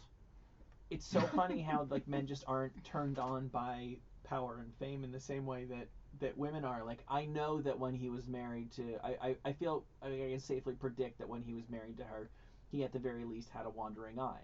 She had been one of the. She had wandering eyes, just wasn't on purpose. Because those things are fucking going. Man, that when plastic surgery is like trying to hold your eyes up, and you get that. You always get those occasional photos where one of your eyelids didn't come up with the other one, so you look like you're on pain meds. But it's just that they fucking tightened your eyelids so much that they don't. The timing's off. New timing chain will solve that. Your eyelids are no longer connected to your brain. That dude is pulling a duck face in that photo, and he has a flared out woman's mullet. He does. But yeah, What that's what year I'm was saying. that? Everybody, well, that was 91. I was gonna say Just an average guy who ended up living extravagant life for how long? I don't think they were together all that long. Well, it's. Doesn't seem like many of her marriages were all that long. He made the most of it. But if you look at like who Elizabeth Taylor used to be married to when she was younger, then he can say that he's in the line of. Yeah. Because isn't there like. Richard Burton and. Yeah, like. Oh, he's dead. Yeah, a bunch of dead. Wait, who's dead? He was the seventh and final husband. Larry Fortensky. He died. Last year. Oh Looks like, yeah. man. Oh. Come on, man. There's no need to bring That's that a up. bummer. Well, fuck. Was she dead? They were together, yes. Oh, yeah. 5 years. They were together for 5 years. He was an Yeah. unknown construction worker. Yep. They broke off on Halloween. She got too scary. Yeah, take off the mask, Yeah, honey. she didn't know. He said that, and then she was like, "I don't have a mask." Oh, she was only 10 years older than him. I judged them to be further apart. I know, She was right? 59 and he was 49. She looks 59. I wouldn't have guessed he was 49. Although in some of these photos, wearing his Pac-Man jacket there, you can kind of see it. Man, he doesn't look happy all the time. He looks like sometimes he just follows her. Yeah. Well, right. And Liz Taylor seems like one of those people who never ever spends any time socially with anyone who's not somebody, which means that she's in the club. And she's like a high-ranking member of the club, and that means everybody was like, "Oh fuck, we have to let Larry in." Oh, that's awesome. Larry is now in the club, and there's not a goddamn thing. She did not get denied one invitation Yep. because of Larry. Everyone's had to be like, "So Larry, construction, huh?" Yeah, and he probably like just drunk all the time, Yeah. talking about how douchey everybody is at the party. Got no friends. He's just there going fuck it, and nobody can say shit. Yeah, because he's with Liz will have your fucking head on a plate. Because like Julia Roberts, on the other hand, married a guy who was like crew on one of her movies, right? Yeah. But I get the impression that she moves pretty easily. Like you could also go to a regular people party that's like his friends, and it's all regular people and Julia Roberts. Yeah, Liz did not go to a construction party. Liz did not go to construction party one. No, she did not go to the Christmas barbecue. She was not there for that. Yeah. Nice tits, though. The best. She really pushed him hard, though. Yeah. I thought you were talking about him. Did she ever go topless? No. Back in the Disney. There was a period of time I mean, the where greatest I was trying to photo. assemble a website of all the celebrity nudes in the world, and I probably would have known if there was some of her. Oh, that's pretty See-through see-through. bra. They were really nice tits, too. Yeah, old school Hooters are cool. Wait, and they were real tits. Of course. Those are giant. Yeah, but they're getting Man, help. she is. I mean, when she was in her 20s, she was unbelievable. But still, these days, I mean, she's unbelievable, but, I mean, LA, fucking dime a dozen. She must have had something else to her, though. They all do. You can't become that iconic without having something that people connect to. Right? Perhaps she was sexy. I swear to God, man. It's just like Good night, everybody. constantly attacking me. I feel attacked all the time from you. Why? I'm joking. You're great. I feel like she counts as sexy. Yeah, I know. What does that mean? Well, I no, You wanna because have no, he's sex trying to with go it? back to the other thing. You want to have sex with it is sexy. I do want to have sex with her. That makes it sexy. Yep. Yeah. I agree. Yeah, not what movie she was in. Just, Right. Yeah. Just What's that photo of her looking at Marilyn Monroe all bummed out at the table? They're all looking at her tits because they're almost coming out. I think that's another lady. Oh, okay. But that is that famous photo of Marilyn just with her big tits hanging out. Yeah. She's got the biggest smile on her face. Yeah. The woman next to her is just staring And, right but at the her woman tits next like, to her is super Ugh. famous though. Oh, I'm not familiar with this. Yeah, the woman is what's her name? Some other like super famous. Raquel Sophia Loren. Yeah. Like a, Oh, and that is Marilyn Monroe? Jeez. No, I don't think that is. No. Who is that? Wait, it's not? Yes, it is. No. Yes, it is. God, she doesn't look like herself there. I would guess that's like Jane Mansfield. Yeah. Wait, That's it's who I not? was. Yeah. It's Jane Mansfield. There's a nip in that picture, I think. The original blonde. Yeah, that's in that era the most insane top the world has ever seen. Yeah. Right, and Sophia Loren is like this somewhat sophisticated, if not very sophisticated, Italian lady. Yeah. She's like straight up from Italy. Yeah. We have a little bit of fucking class. Yeah, well, I'm going for the one with the tits out. Put Sorry. your nipple away, darling. That's wild, though, really. I mean... You can get a still of anything. Has she ever talked about it? I think that was one of the I'm captions. staring at her nipples because I'm afraid they're about to come onto my plate. In my face, you can see the fear. I'm so frightened that everything on her dress is going to blow, boom, and spill all over the table. That's an awesome quote. Yeah. That is great. Anyway, we have some farts. Yeah.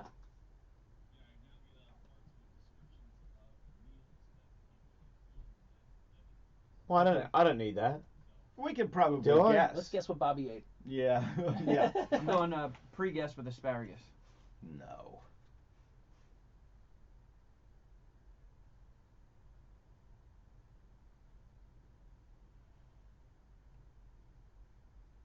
That's a cheeseburger. You have to turn that up.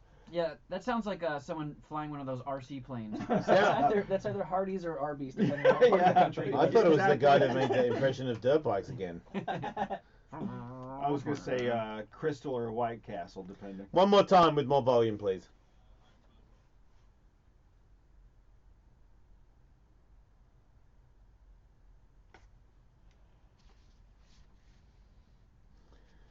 Yeah, I mean, I don't know if he kind of seemed like he was trying to make that go longer. He could have powered that out. Yeah, he had the meats.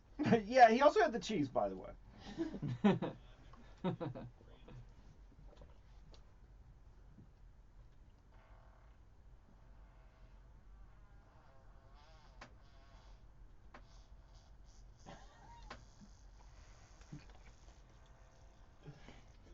I mean, just shut this down. We got a winner. Chili dog. That guy might be one of the better. I mean, that's the best one I've heard so far. Can we do that again? Because that was, I mean, catch it at the start. It's very. Who's the girl that died in the '70s? The singer, fucking.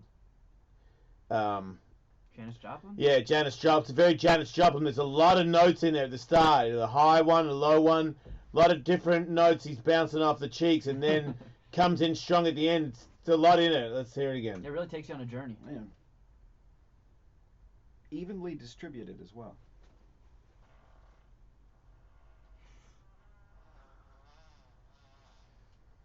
It's like two different voices.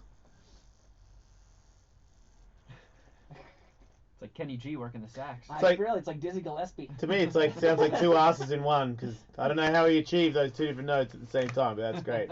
I love how all of these always start with the guy frantically starting his phone like, oh, here it is, here it is, here it is.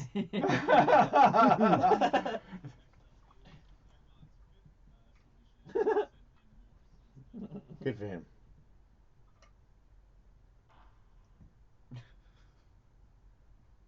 I mean, if he sends in something like that again, ban him from this contest.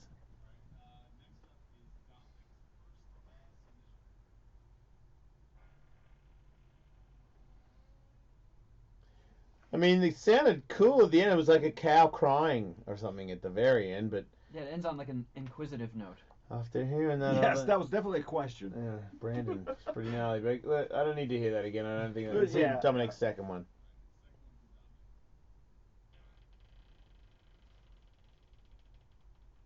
Oh, he Sounds like spinning the wheel of doom. Yeah. I feel like he cut it off before it was over. I feel Yeah. like there was a couple of little pings at the end that would have really made it. Yeah, I would say don't give up, Dominic, but no cigar on those two. Yeah, I feel like there was a cymbal clash at the end we didn't get to hear.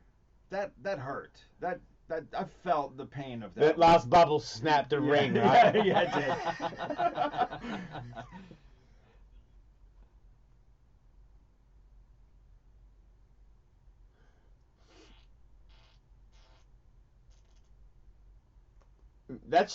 That offends me. I hate when people do 4 little farts and try to say that it's one. I thought it was the beginning of Jingle Bells I think for the holidays. What? And I was going to be impressed. Sounds like he's got some tight buns. No, the very first part is Jingle Bells. Do it again, because I didn't hear Jingle Bell. Go.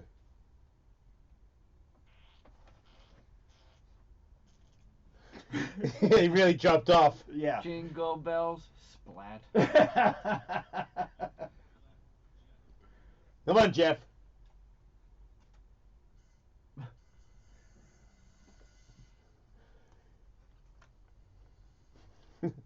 Amplified by the bowl always helps. When I can hear the He bowl. I know, right? They Yeah, no, cheated. we don't. Yeah, from now on, we don't play bowl farts.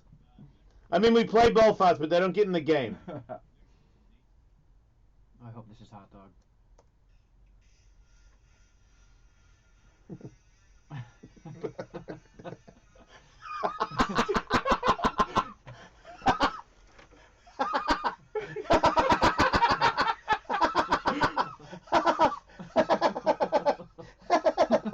Wow. That guy's just driving an RC boat around the No, that's toilet. a two-stroke. That's the X Games or something. There was even Proud Boys in the background. Did he shit at the end? I think he might have poopied at the I end. think he did double pits to Chesty. We have to hear that again. I wasn't prepared for that. That was really long. Let's go. I tasted that.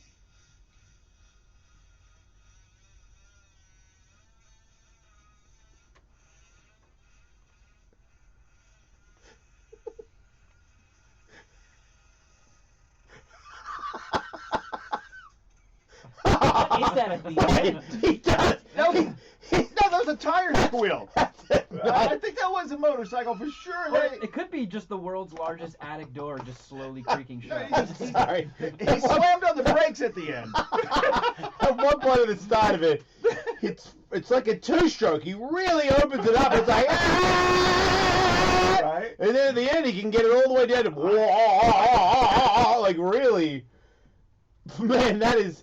I don't know. There's two that are knockout boys there. That one brings a smile to my face. Are we positive that's real?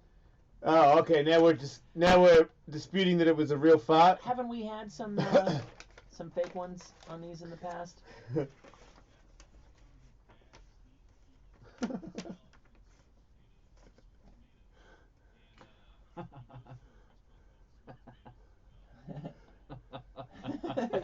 All right, well then maybe it's real. Okay, that's a pretty good story. yeah, that's a pretty legit We story. named the rest. Or it might be Yeah. too detailed. Good luck.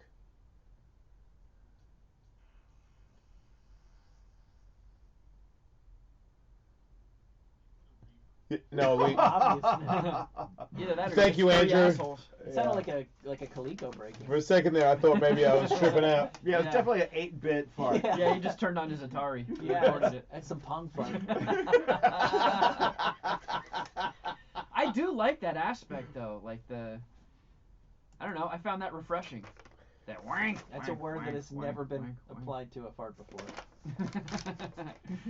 I don't know. I kind of want to go home and play around with some farts. Wait, Are you gonna chart that fart? Oh. Steve. Yeah, Steve, you're the son of that long fart we just heard?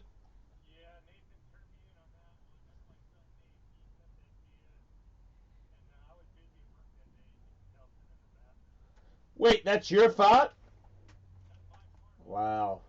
So how do you fart? Do you usually fart for that long?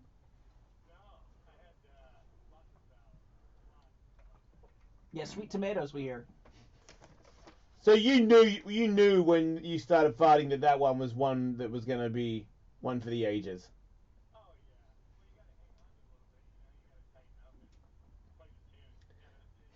Right. Did you see your stomach shrink? Oh. Well, I put a lot of effort into it. I Yeah. Now, respect that. who are your influences fart-wise? Good point. Good question, sir. Eddie Van Halen. Butthead. Yeah, Will the Farter, Donald Trump. Which one is it? Did you get any lift off on the seat? Like, that sounded like it had some jet propulsion behind it.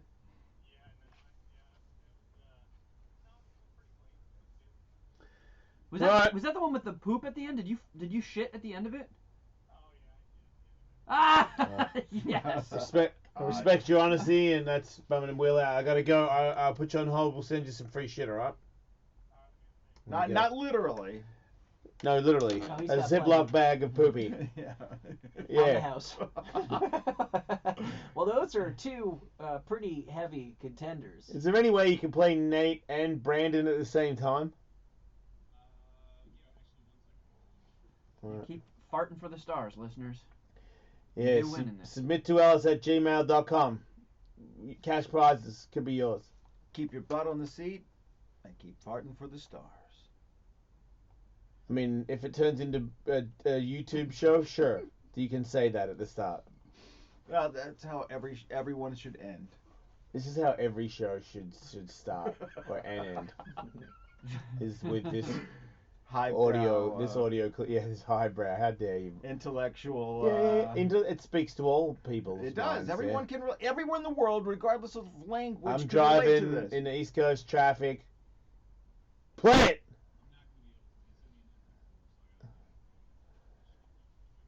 You could just say you can't do it. All right. Well, play the long one. Wait, play Nate's one again. Wait, don't you have two different media players on your computer? Couldn't you just play one with one and another with the other? Just play the Nate one. Why does MP4 even exist? Nothing plays that.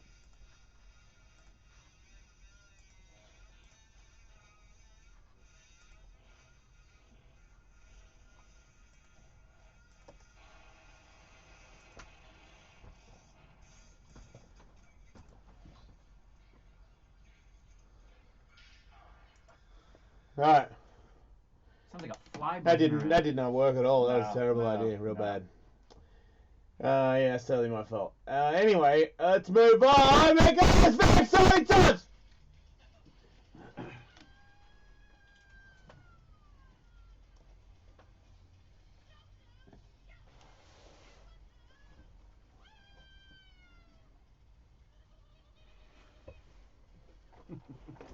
That's right. Welcome to Animal News.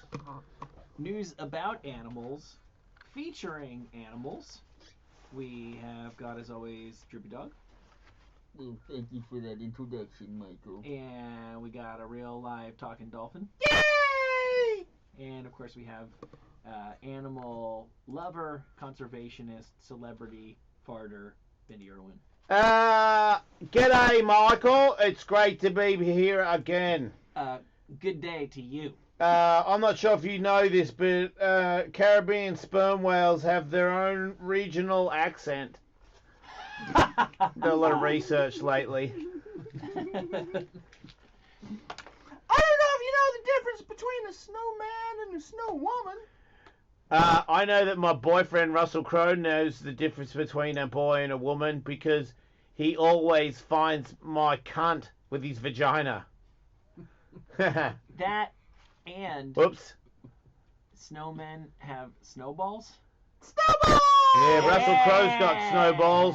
He'll slam those snowballs right into me face like 30-odd items of grunt. Oh. So you mentioned some whale talking or whatever the hell you were speaking of 30 seconds ago.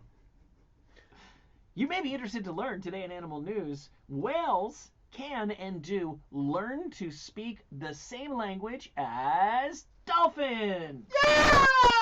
Yeah, finally somebody can talk to these vibrating pussies. They put a beluga whale in at an aquarium with some dolphins, and within 2 months, the beluga whale had stopped making certain noises that are typical beluga language, and it started making dolphin. Dolphin, can you give us an example of some dolphin noises? Man. Wow. Holy fucking impressive Jesus as all shit, Dolphin. Christ. Boy, I just took a shit on the floor. Wait, okay. One more time? Yeah. That's fucking amazing. I can't. That's crazy. Holy shit. Sorry. My bad. Birds are immune to the heat of chili peppers. Just thought I'd tell you guys As the that. old saying goes. Yeah. Boots? Yeah. What? Birds, mate. Birds. Caw-caw! Bendy, you should not fart in public. Wasn't me. That way you can be a private tutor. Oh, no. He started that shit again. A dolphin's almost extinct yet. Anyway. Don't you have a tuna net to get caught in? Remember we were talking about those gay lions? Nah. Yeah. Uh-oh, did one of them marry a bridge? Topical. Well done.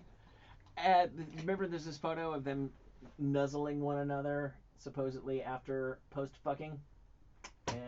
Take my word. Yeah, there it is. Yeah, that's how Russell Crowe does me, but instead of fucking that lion's butthole, he fucks my pussy. You know what I mean? Yeah, that's the only difference. Otherwise, exactly the Oh, same. it's exactly the same. That's how he does it to me. In, out, in, out, in, out, but not in my bum hole. So wildlife people in Kenya, where this photo was taken, are outraged. They say it's not natural for lions to be gay. They've never been gay before. Obviously, gays have been going to their national parks and they're rubbing off on the lions. Yeah, we've got to stop the gays from going to Africa. They're really doing bad stuff over there.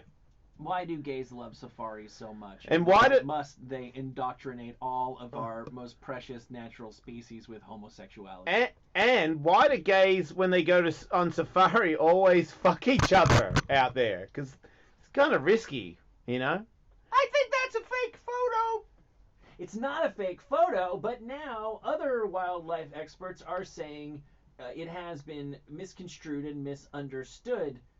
Male lions are known to nuzzle their friends, but these guys were not fucking. Still seems pretty gay to me. It's a pretty gay way to hang out with your buddy, I'll grant you that. It's as fake spaghetti and pasta.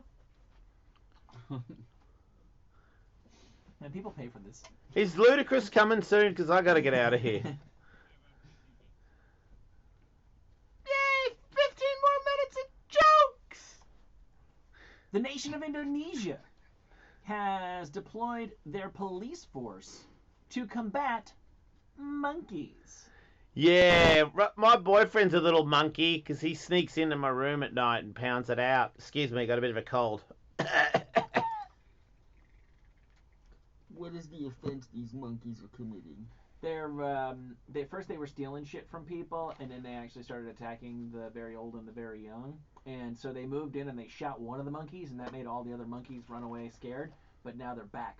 So the police have set up like a permanent presence there to try to ward them off. They are just trying to trap them and return them to the wild, but they are not above shooting them again. They just need to have a weekly public execution. Show these monkeys who's boss. Monkey see, monkey do. Yeah, cats can't taste sugar. They don't have sweet taste buds. Fucking losers. And you know what they call birds that stick together? Birds. Free birds. Velcros. Oh yeah, you think that's stupid? Antennas don't have teeth. I mean, sorry, anteaters. No, go back to my original statement. That's dumb. Yeah, This out. antennas don't have teeth. Stick that in your pipe and smoke it. Sorry. Research suggests that male woolly mammoths, extinct for tens of thousands of years, died in far stupider ways than females. Why? Well, probably what happened is the guys had to go out and like look for food and shit like that, and the women didn't have to do so much exploring, so the guys were the ones that would fall into like mud pits and shit like that. They've just noticed that when they found woolly mammoths that died because of like falling off cliffs and shit like that, they're mostly male. Probably because they were more outgoing. Because sometimes I say, Russell, don't fuck me now. Mum's in the next room, and we're gonna get caught. And he just says, shut up, you dumb bitch, and he fucks me hard. He like really pounds it out sometimes, and I'm like, any minute now, me mum's coming in, and nah. He can't resist falling into your tar trap. Speaking of frozen I thought you were gonna go woolly mammoth, but sure. Speaking of frozen things, you know what the snowman said? What? Smells like carrots. Prairie dogs say hello by kissing. Little tidbit. How did they say goodbye? I'm just trying to help the dolphin. Speaking of prairie dogs, They just clean up the jizz. my blowhole is getting all stopped up with that smog in here. Tigers have striped skin as well. Each pattern is as unique as a fingerprint. Did you know that? Fascinating. Yeah. Beautiful. It is lovely when you think about it. A young hippo escaped from a zoo. Yeah, that's my ex-wife. Sorry, I mean that's my mum.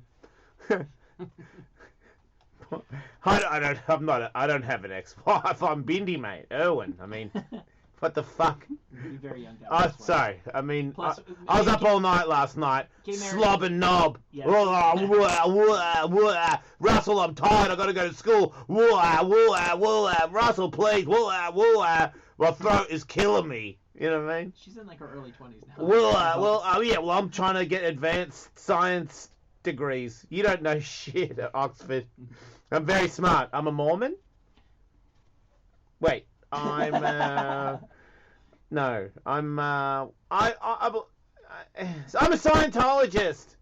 I love Scientology. Give me religion with science and more. I need more Scientology. Fuck yeah. Get American. Been here a long time. Yeah, the accent rubs off.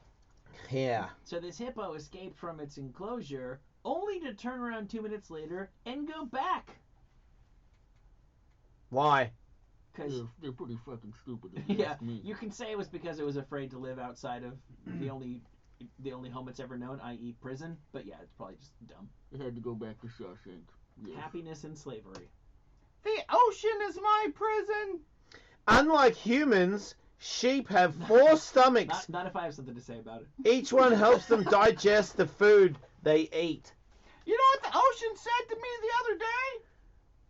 Nothing, it just waved. If I wasn't a little girl, I would punch the fuck out of you, mate. I swear, you're very inappropriate, dolphin. A new species of orangutan I was only joking, dolphin. You're alright. is the rarest great ape on the planet. Get a look at this newly discovered... I always want to say orangutan. Yeah, that's what it looks like. Orangutan. Nah, that's an orangutan that's just like a little slow. Looks like Bruce Willis.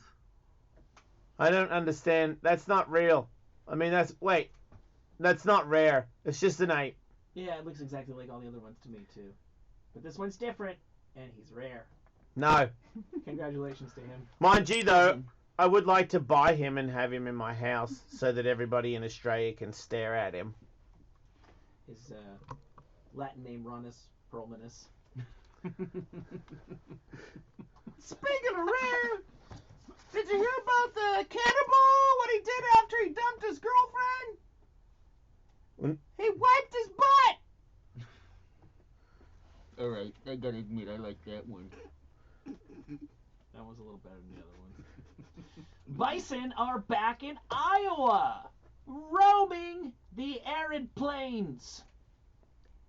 Kill them.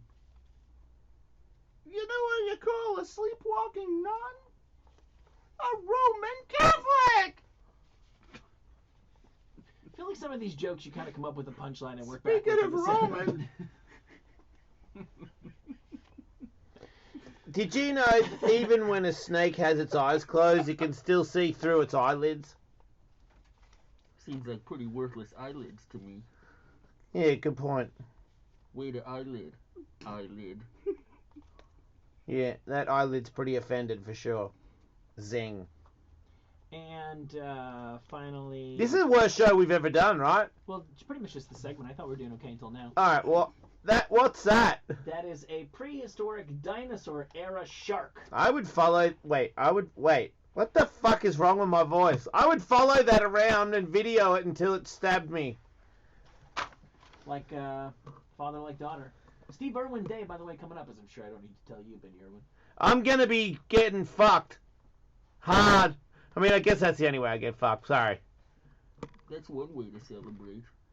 Well, that's how Russell likes to celebrate. And also, it's how he likes to do everything around me. It seems like all he wants to do is fuck me. We never talk. Speaking of hats, do you know what the one hat said to the other hat? No! I don't want to know! You stay here! I'm gonna go on ahead! No!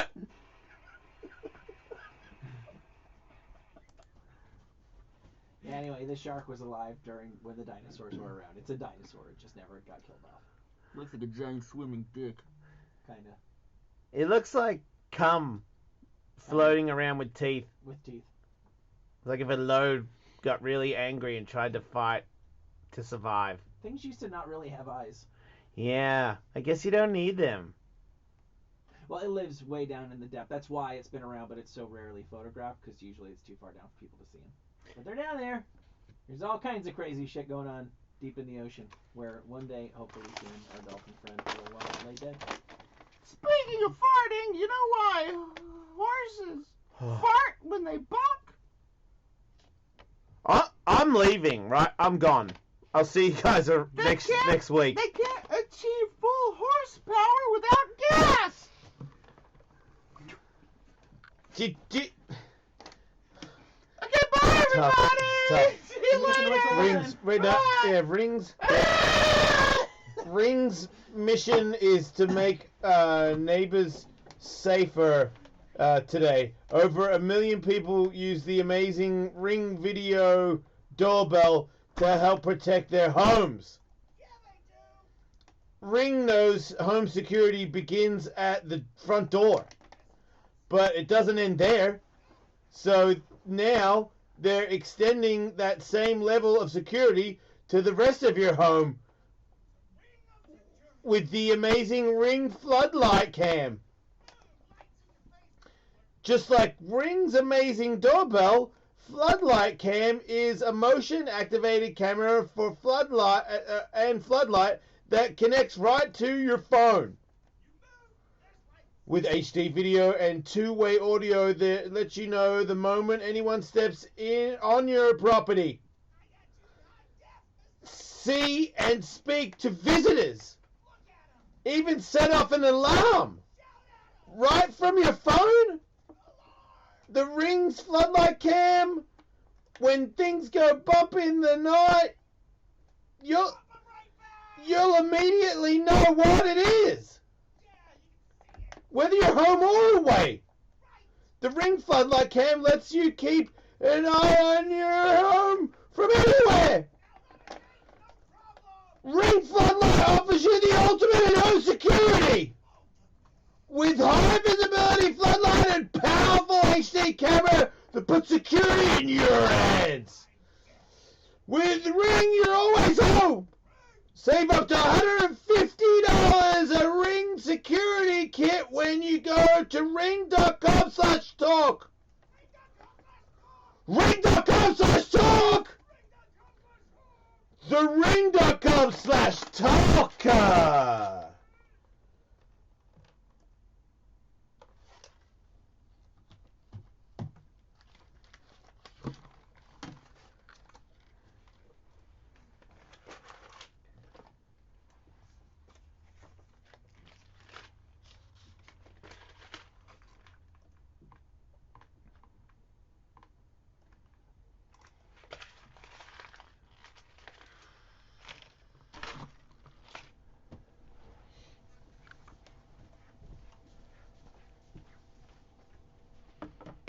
Do you want all this removed, I would imagine?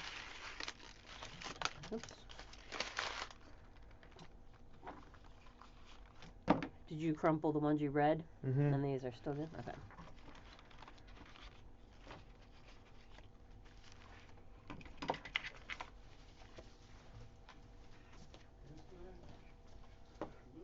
Oh,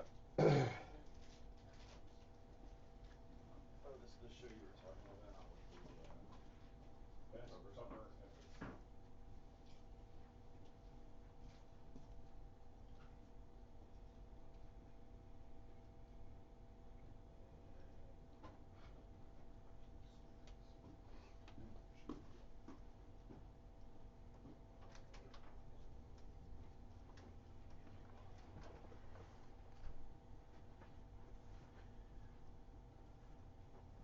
What bit of my intro sounds like the Opie and Anthony show? Some guy said that to me before too. I don't know what he's talking about. I think it's a song. It's the Ecstasy of Gold.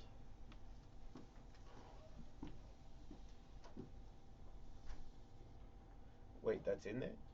It was maybe I don't know. Maybe there's something on. I don't know why the best of channel would even have shit like that. But yeah, I mean, obviously the Ecstasy of Gold was the intro of the show like 4 years ago or something. Oh, so but still the old intro airs sometimes? I don't know why it would. No, like, I think because even when I'm doing the like Jason Ellis, there's like the heavy version of Ecstasy of Gold playing in the background. Oh, wow. There is? Yeah.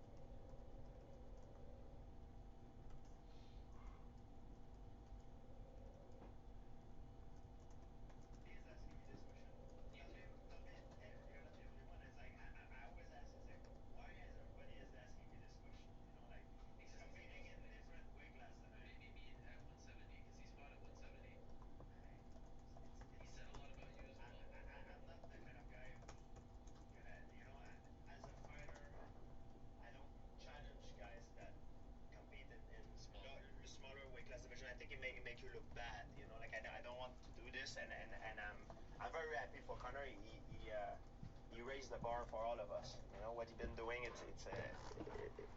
He raised the bar for all the fighter. You know, and he does it for himself, but he does it for all of us at the same time. Even if maybe he doesn't realize it, he does it for everybody, and I think it's good for.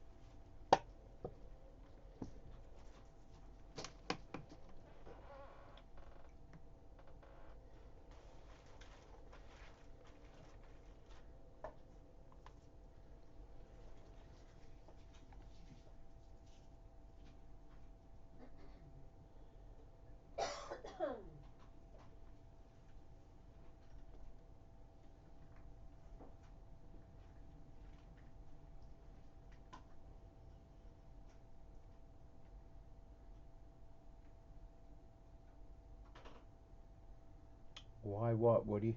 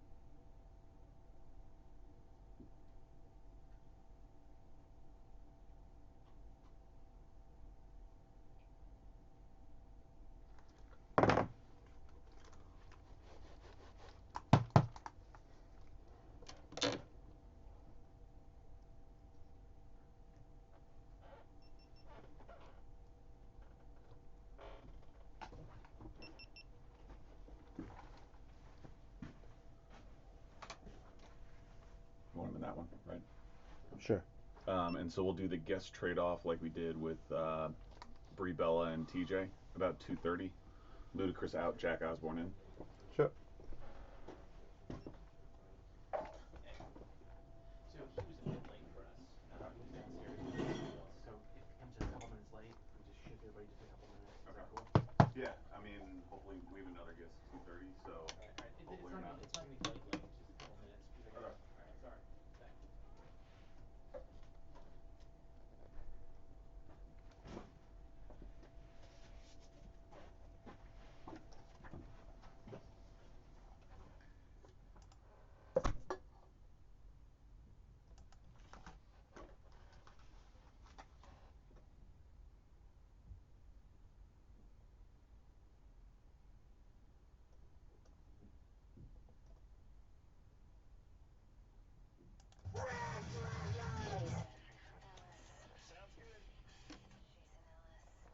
A sumo champion Yeah. in Japan. Are they still really big fat people, or have they slimmed down to be the ultimate athlete, or is the ultimate athlete is still the most big athlete, the most gigantic athlete you can make yourself? Now, they're always going to tell you that those guys are super insanely ripped underneath the fat, and that they just need that bulk to, the rules of sumo are pretty straightforward, right? You're in a circle, and the guy who gets knocked out first.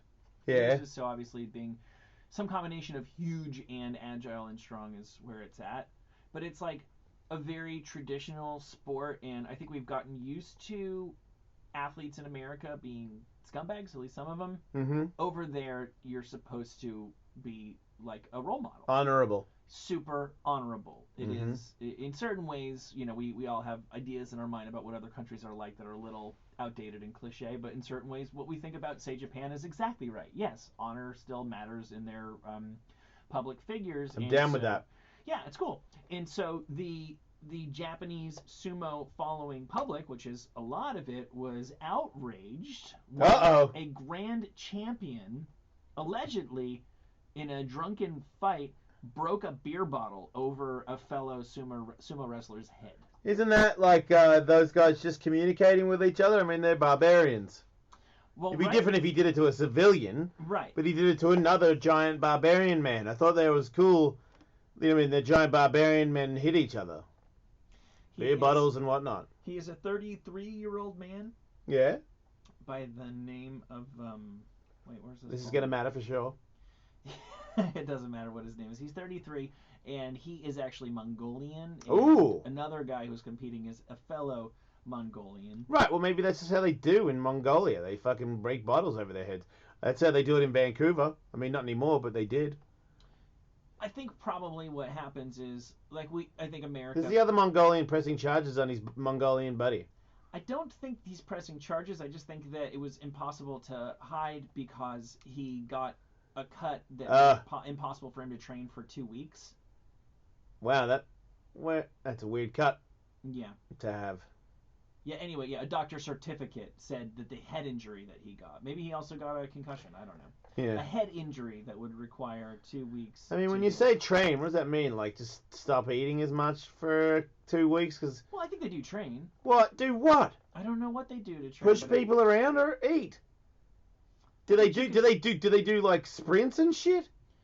I don't know. Let's look into it. Because man, I would watch a documentary of sumo dudes doing sprints and shit.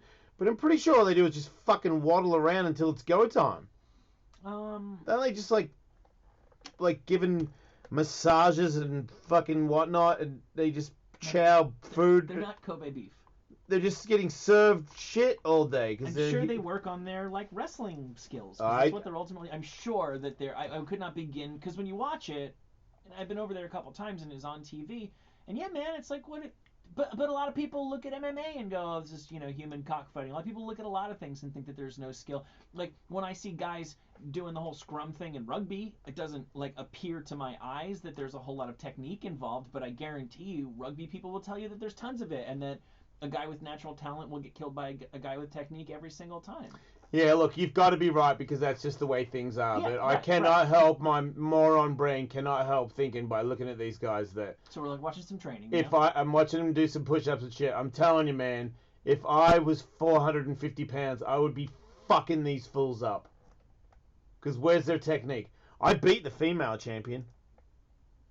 And you know what? She didn't have some weird, like some weird step game where she bamboozled me. She just tried to power me out. Just came at you hard. It was like, to me, it was like, who's the most powerful guy is the winner. I'm sure there's guys that are like, they have natural speed, a little bit more agility, like a Mark Hunt kind of guy, like a little bit faster for a fat guy kind of thing.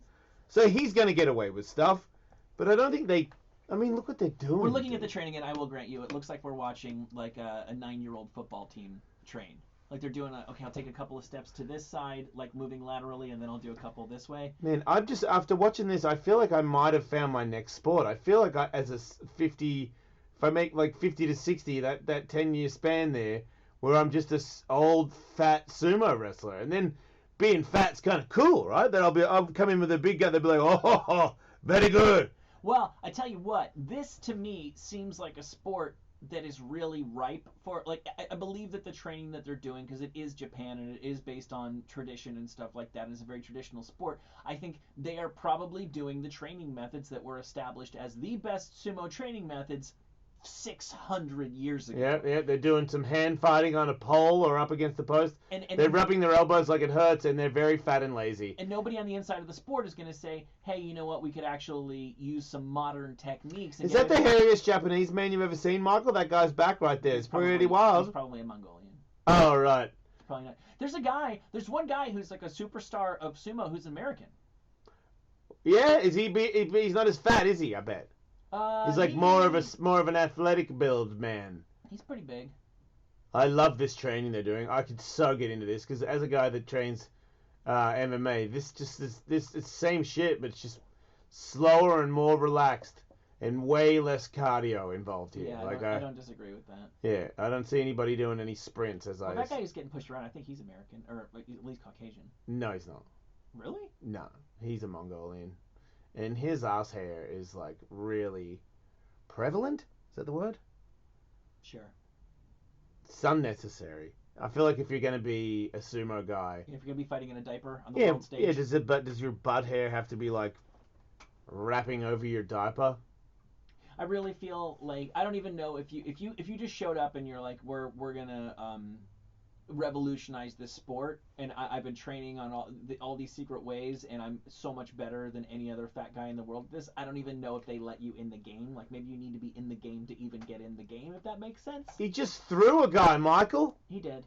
He just told the guy to run at him, and then when he ran at him, he threw the guy. Yeah, it was a little Seagal-y. I don't know if I want to fall in the dirt. Well, they do splits in front of each other's genitals. They do seem to do that. I don't like this big guy that's telling this little guy to like do splits in front of his genitals. Well, just he just don't wants, like he it, just man. wants That to gut get in is. a position where they are doing splits and touching feet. I refuse to believe that because you have a big giant gut that makes you a better sumo wrestler. I mean, then what about just being straight up big and strong? Well, the easiest comp for this in our culture is linemen in football. Like, the biggest, fattest guy in the world is not the world's greatest lineman. Right, that's okay. It's got to, but some tiny little guy who's amazingly strong and amazingly agile for his size can still get pushed around by a guy who's big and agile. So it's a compromise between the two. See, I just realized the greatest sumo wrestler in the world probably plays in the NFL. Yes, I think I agree with you. Right? I think I agree with Like, you. there's got to be like 10 guys in the NFL that go over to Japan and just wreck shop without going to one fucking thing of these guys. Like, hey, push this guy out. Don't let him push you out. Yeah, no, that's an exchange I would love to see, because I'd also love to see their best sumo guy be an offensive lineman and see what he can do. I mean, it's pretty basic stuff, right? If you're an offensive lineman, you got to like not let the guy get past, right? Right, but see, you're quiet. Right, because like offensive linemen, again, there's for real technique there. It's not obvious if you're just watching it on TV, but I know for a fact that there is technique to that. But yeah, watching these sumo guys train, maybe they save their real training for when there's no video camera or something, but what they're doing is not, it's hard to take really seriously as an elite pro sport. Yeah, they've never had an NFL player fight a sumo wrestler. Right. Let's make it happen. Oh, right. No, they can't get hurt. And then, speaking of big, huge guys, there's the elite bodybuilder guy who passed away. Oh, really? That guy died? Yeah. That guy is on Instagram all over the place. Rich Piana. Like, is this like a steroid thing, or? Well, because he didn't look that old. The autopsy was essentially inconclusive, but it was revealed that he had heart disease. Oh, yeah. Now, I don't know if heart disease can be made, not born. But no, it can be made. I would think so, and I would think a guy like that could be in the running for that sort of thing. Yeah. And TMZ had broken a story that investigators found white powder at the apartment where he had a medical emergency back in August. Oh. That he subsequently died from, but his girlfriend told law enforcement that she did not believe he ever used any sorts of drugs. It was a pre-workout powder called Concrete that he snorted. Right, which, I mean, I know a little bit about some of the supplements you can get at the gym, and I guess like cocaine has a worse label to it, but there's stuff that you can take that will freak you the fuck out. Yeah, and that's what this stuff was. And again, I don't believe you're supposed to snort it. You're supposed to do it. It was lemon lime flavored, and he was snorting it before he worked out. Right, and he's as huge as a body can get. It sort of looks like he's so big. I'm not sure. It must be very difficult to be that big and be a little bit older without using something. Yeah. You know? He seemed like he was on something, if I had to guess. I don't think steroids is good for your heart either. I don't think being that big is good for your heart. His arm, like bicep tricep area, is bigger, as big if not bigger than his head. Yeah. I mean, his poor little heart was probably under stress the whole time. Constantly. Oh well, that's very young, right? Yeah. Well, let me see. I closed that story already. How old was that guy? He's got a super gay head. No disrespect. He's 23 years old. Right. Well, he didn't look a year over 30. So yeah, sure. Man, really? How he is trashed. He was trashed.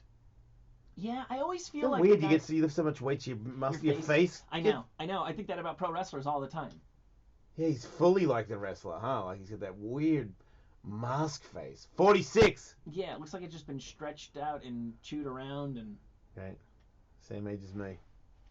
Yeah, well, you and he have lived very, very different lives. He died after being placed in a medically induced coma. I don't lift that many weights. We got a guest. We do.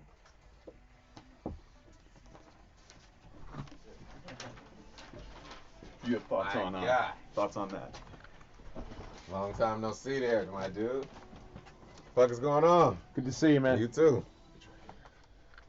Young Ludacris. Welcome to the show. Even a little more jacked than the last time. Yo, man, what the hell have you been doing with all this money since the last time I've seen you, man? God damn, Sirius has been paying you some cheddar, man. How do you know how Sirius paid me money? Because now you got more gold teeth, you got more gold rings, you got a fucking jacket. I mean, you got watches. I'm trying to see what's going on, man. Sometimes I too like to live a little ludicrous. There you go. That's right. I follow you on Instagram. I see what you're doing all the time.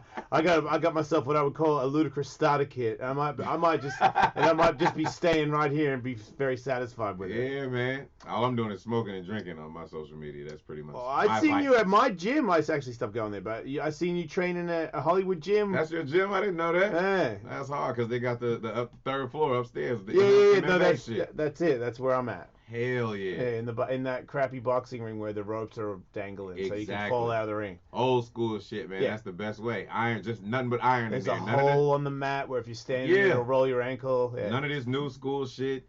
None of the craziness that they try and make you believe that you can get bigger muscles by doing all this crazy new machines and shit.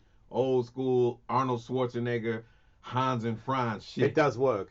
Exactly. I mean, there is new stuff, but that old stuff doesn't mean that old stuff doesn't work. The old stuff is the best, man.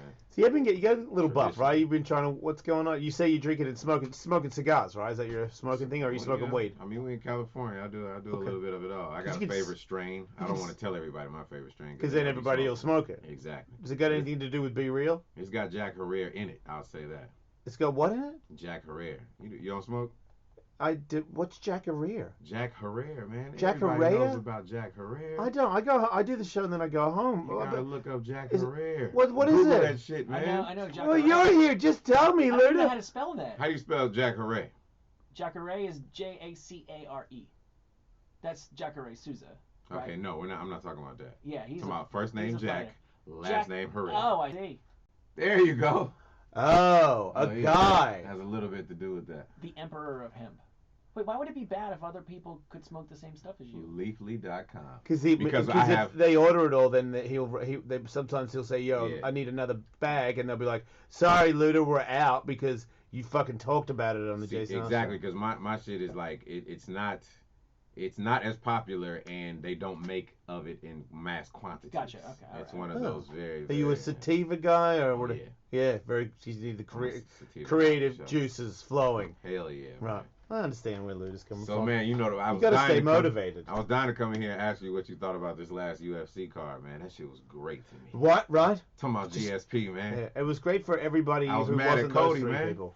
And I was mad that Cody lost. Yeah. Look, I don't he almost won. I mean, I know, right? it could have been a whole different story. I know. Yeah, that was a. But how do you feel? I mean, they have to. I like the way he handled it, though. Yeah, at the end, right? Yeah. I follow him too. He ain't faced. He's not phased? No. He's going about his day, and he knows he's going to the gym, and he's coming back.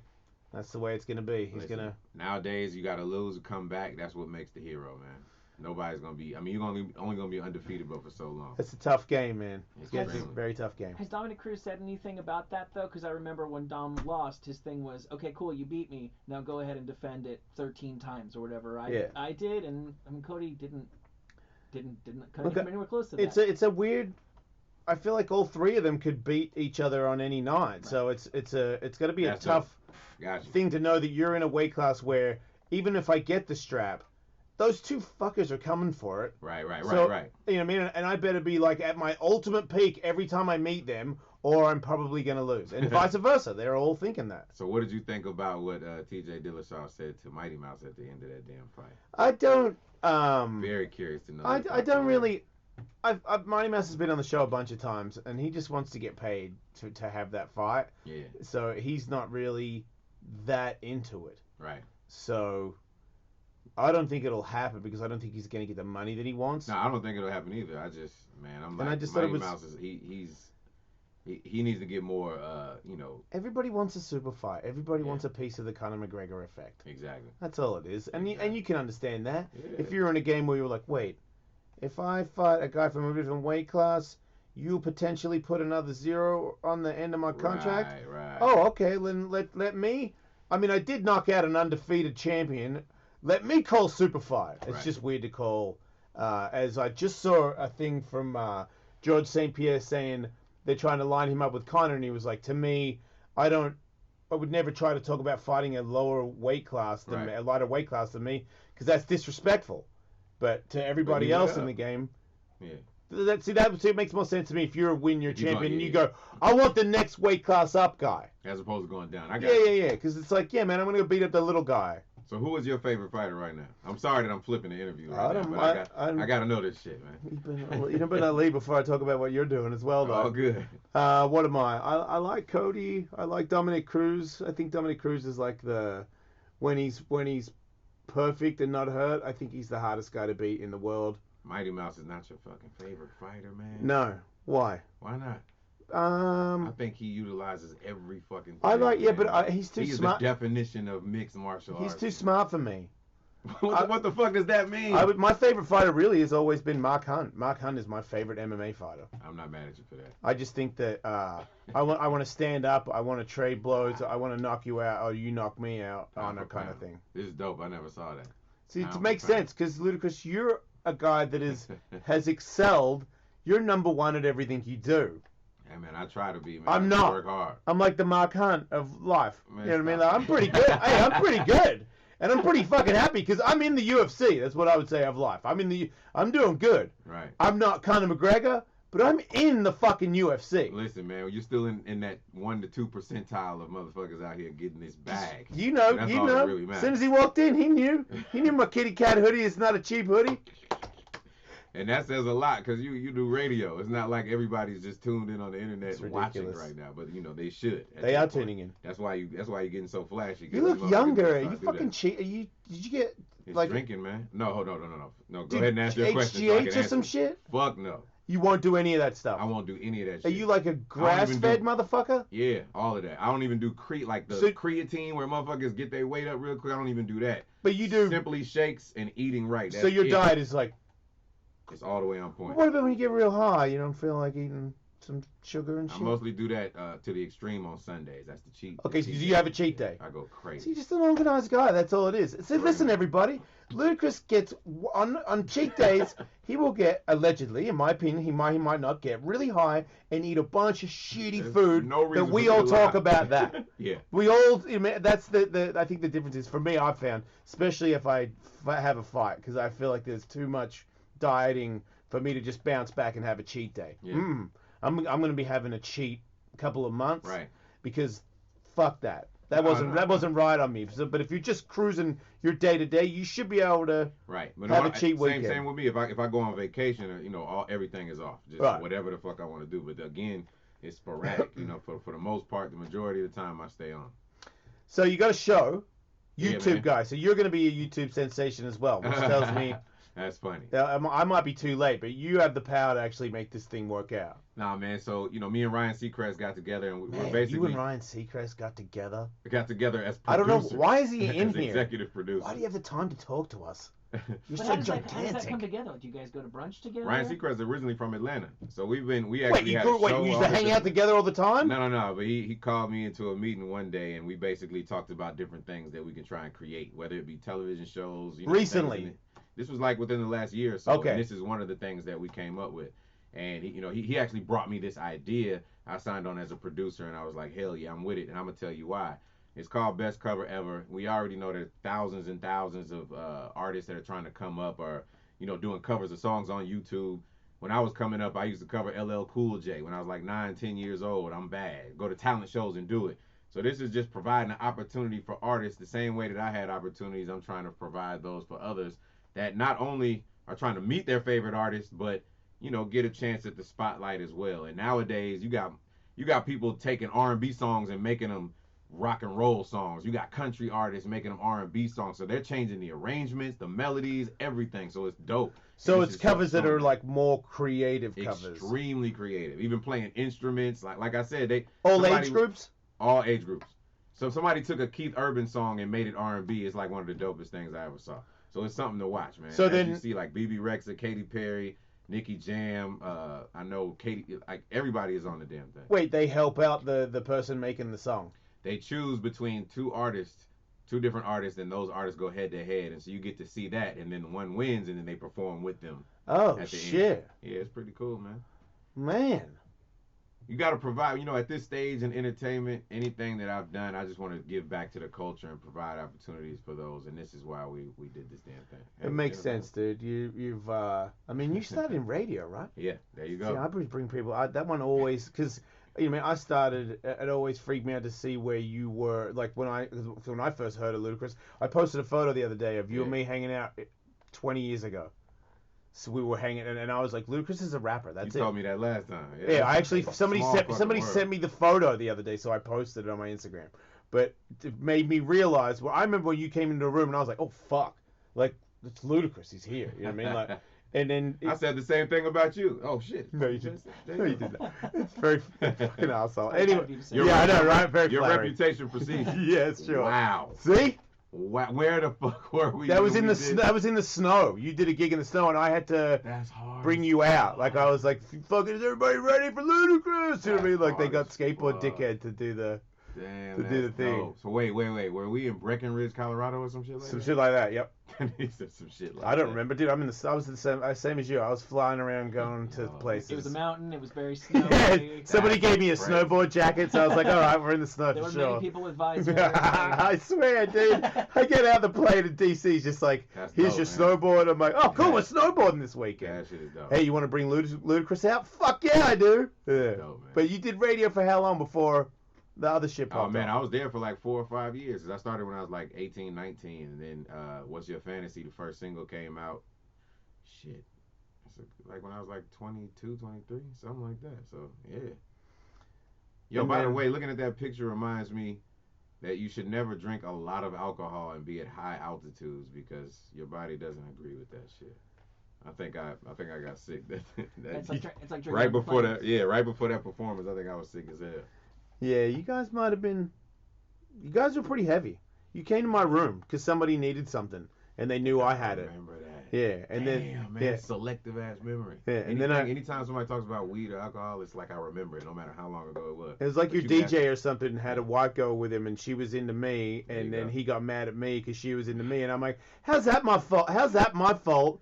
And then for a second there was like a bunch of dudes in my room that I felt like, because I was paranoid, I was high, I was like, nobody here likes me, and they're all, it's Luda and his That's crew, hilarious. and all I wanted to do was be friends with Ludacris, Yo, but by the- instead I felt like I was about to get beat up by By the everybody. way, you said when you smoked you were paranoid. When we go off the air, let me tell you guys my strain. You'll never be paranoid again. Oh yeah? High sativas. Wow. Oh yeah. That's a big brag right there. Extremely. Big, You because better- that. you Matter better- of fact- you better not be wrong. I'm really counting on you. Yeah.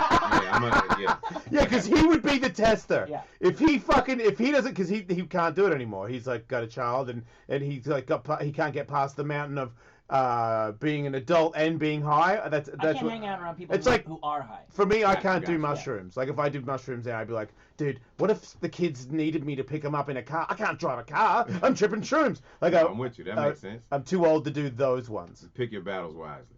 Yeah. And your days. No, I didn't always pick my Well, battles I'm wisely. looking forward to picking this battle. I'm back. Hell yeah. Yeah, we're gonna get off the air and talk to you about strands that You don't bring make me us on panic. Fear Factor and just smoke me, just get me high. Unfortunately, they don't. You know what? When is the law going into effect in California? Sometime January next year? He's never smoked weed. He's about to as soon as it comes. legal. Yes. That's what I'm talking about, man. Andrew, now you know, and now you know what strand to get. Well, not yet, but you will. Maybe we'll tell you. He never did it because it was illegal. Let's kill it. I like that. Wait, you like that he didn't smoke weed because it was illegal? I think that's some pussy shit. Man. Right? You got to say that. Sorry, man. I'll But definitely tell him. he respects you as a human being, but he cannot lie. That is some Vagisil 5000 Yeah, right he's there. gonna smoke a joint and jaywalk. Especially since we're here in California, where you always get a slap on the wrist, no matter. You can have an ounce of, you can have a whole motherfucking pound of weed. They're gonna be like, just don't do that next time. Make sure you. Yeah, B Real's had some stories where he's got a fair amount of marijuana in his car, and he's like, "Yeah, man, I've got it," and they go, "Oh, fuck. What can I say?" See, that's how it is, man. They'll beat the hell out of people, but if you got a little weed, they ain't gonna mess with you. So, are you taking a break from acting all the time? Like you Nah, chilling? man. No, I got an independent movie coming out next year called Ride. There's another movie called Show Dogs that I got, and supposedly we're working on Fast and Furious. It just got pushed back a year. Because So of that other 2020. thing. Yeah. You know, like honestly, I'm waiting for the real answer because I hear things, but I never like to confirm just You based didn't- off shit that I hear. Nobody called you and told you shit, so you're like. So I'm actually supposed to go and have a meeting with somebody at Universal literally tomorrow. So I'll get the answer. I'll call back to the show and be like, this is exactly why the shit got pushed back. But I like to hear from the source. But that's pretty weird that it's been talking about for that long and you haven't got a direct call from the source to tell you exactly what that plan is, even though True. there's gossip everywhere. It's gossip everywhere, but I think it's a very sensitive subject going on. It's a lot of crazy things going on. But right you're staying composed. That's the angle you're going for. 100%. Because I'm gonna be honest with you, I started in Too Fast, Too Furious. I was on tour with Eminem at the time, and John Singleton asked me to try out for it. I was backstage, did it. I got the call the next day, and I never knew. None of us expected Furious 5, 6, 7, 8. So I lived my life just thanking God that we're able to do another one, but never depending on it or 100% spending money that I don't have yet. So One with quarter that of a being mile. said, It was 1 quarter mile at a time. one quarter mile at a time. So with that being said, I'm just thankful of what's already been done. And if we do it, cool. If we don't do it, I'm cool with that too. We've left a hell of a legacy already, man. This is a staple in people's lives at this point. You got this guy out here who that thinks it's the greatest movie ever made. Oh yeah. Every single one. Which one is your favorite if that's the case?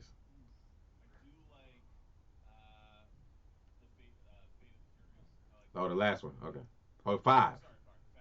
Yeah, 5 is my favorite too. He's very nervous. 5 is my favorite. He's talking to Ludacris from Fast and Furious, so it's very nerve-wracking, I'm sure. It's all good, man. So, Tyrese is our friend, and he's your friend. I'm not going there. There's a lot of things that I'm gonna go there, but there's a lot I can say, but I can't. You know why? Because it's still in the thick of a lot of things going on. He's cool with you, though, right? 100%. Okay. Yeah, it's Look, just I don't want. I'm not gonna speak prematurely right now because it's still literally in the middle of a lot of things going on. I hope the best for him because he's been on the show a bunch of times and it was a weird. We have a weird connection with each other where I'm fucking cool with him and I respect him and I'm not even sure why. When's your birthday? And I feel like he thinks the same thing. October 11th. Why? Oh, that's Libra. Yeah. Okay. No, I was just trying to figure out if y'all. I could just tell the first. Do you know what his sign is off the top of your head? Capricorn. Do you know what everybody's sign is? No, I don't. I just know him, and that's interesting. My pops was a Libra, so I know about that too. But so there's like certain connections where you just you can't explain it. No, I was trying to find an explanation because you was like you don't know why. Y'all just seem to have some sort of compatibility, understand each other without it being a bunch of. Because I have people come in all the time, and it's there or it isn't. Right. And I would say there's probably a 15% chance out of 100 that it's a guy or a girl that comes in where I'm like, and they're like, whoa. Yeah, right. And then Tully usually knows me so well. He's pointed it out to them before we realize it, gotcha. And then we've become really good friends. Like he did that with NH. He was just like, you guys are fucking exactly the same. And she was like, how do you see that? And he explained a little bit about me, and she was like, wow, really? Because she plays it super close to the vest. It's kind of hard to get her ready. Hilarious. Well, no, I'm glad that you got that connection. So, I mean, maybe you can tell me, tell the world what's going on. We see each other on here, so I don't have his phone number. But I mean, at one point, I'm a divorced guy. I got kids. I know. I was actually talking about how unfair it can be. And just because you're privileged and you've got a lot of money, it doesn't make it unfair. Like people, oh fuck, it's what's money when you've got it all? Bullshit. I just saw somebody talking about that the other day. Even Jim Carrey did a whole interview where he was saying he's woke, right? Jim Carrey been woke for a minute. Woke or fried. It's which one you can't tell because I'm not committed enough to live that lifestyle that he has chosen because he is fucking out there.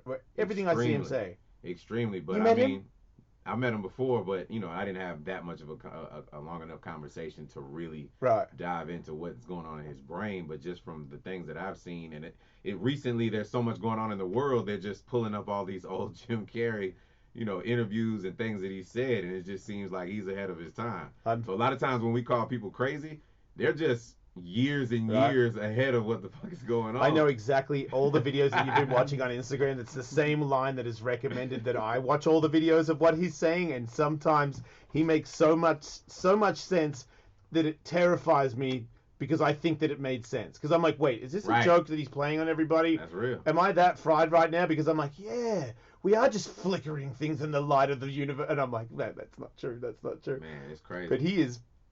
He's interesting. Let's just say that. Right. But his face seems very free and very happy. That's the thing I'm attracted to. There you go. He seems at peace. And I'm 100%. like, if I have to think like an insane person to be at peace, I'm insane.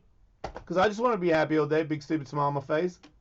Man, listen, a billionaire said this a while ago, and it's all I say. If you want to, in order to become a billionaire, just do things differently than other people. Then do what other people don't do to a degree.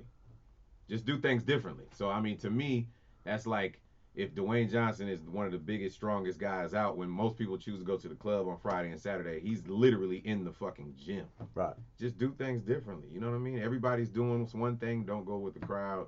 You know, readers are fucking leaders. You know that.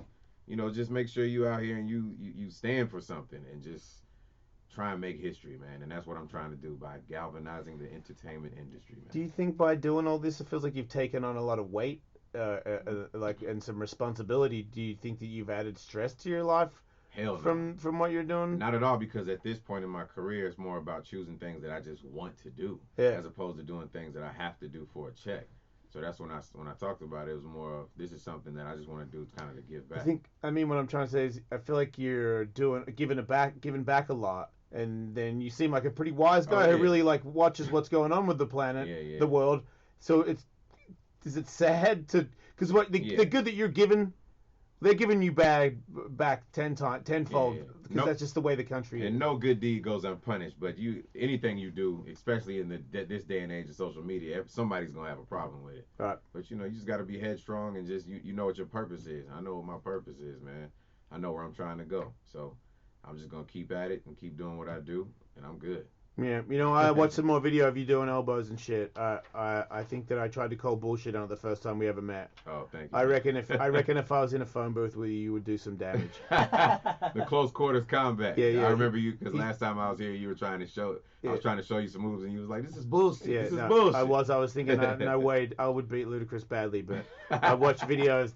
They are some tricky, legitimate elbows. Thank you, man. Yeah, I want to apologize for that last. All good, man. That I last appreciate one. it. All right. We gotta let you go. Please let us know about your weed strain. Yeah. I'm letting you know off the air. Yeah. Best cover ever debuts on YouTube Originals November 20th. 20th. Yep. Thanks, all good. Luda. Thank you, man. All right. Can I take a break real quick? I can't. Nope, no break. Fuck, man. Will you have to take a photo of me? Did you ever have to do this on radio? Where The you just bring the fuck? next guest in with no break? No, I've It's never brutal. done that shit. Yeah, Not nobody talk does shit. this. It's super Oh, you got the next unprofessional. guest already? This is. Have you They're met ready. JAck Osbourne? What up, Say hi, dude? Ludacris. What's going on, man? All right. We got Yeah, some she weed started strain bad. back. I'm gonna whisper it to him. He'll let you guys know. All right. MTV 2003 reunion in here right now. I wasn't there. They didn't let me in. What's up, Jack? How you doing? I'm pretty good. Yourself? I'm hanging in there. Doing shows, flying around the world with your dad's got to be pretty sweet, right? Yeah, it's pretty fun. I reckon that sounds like a cool deal. It's not a bad occupation at the moment. He needs to go fly around the world with his son. We drive, which is even. Well, you have to go to different countries, though, right? Or is it just here? This season we were just here. Okay.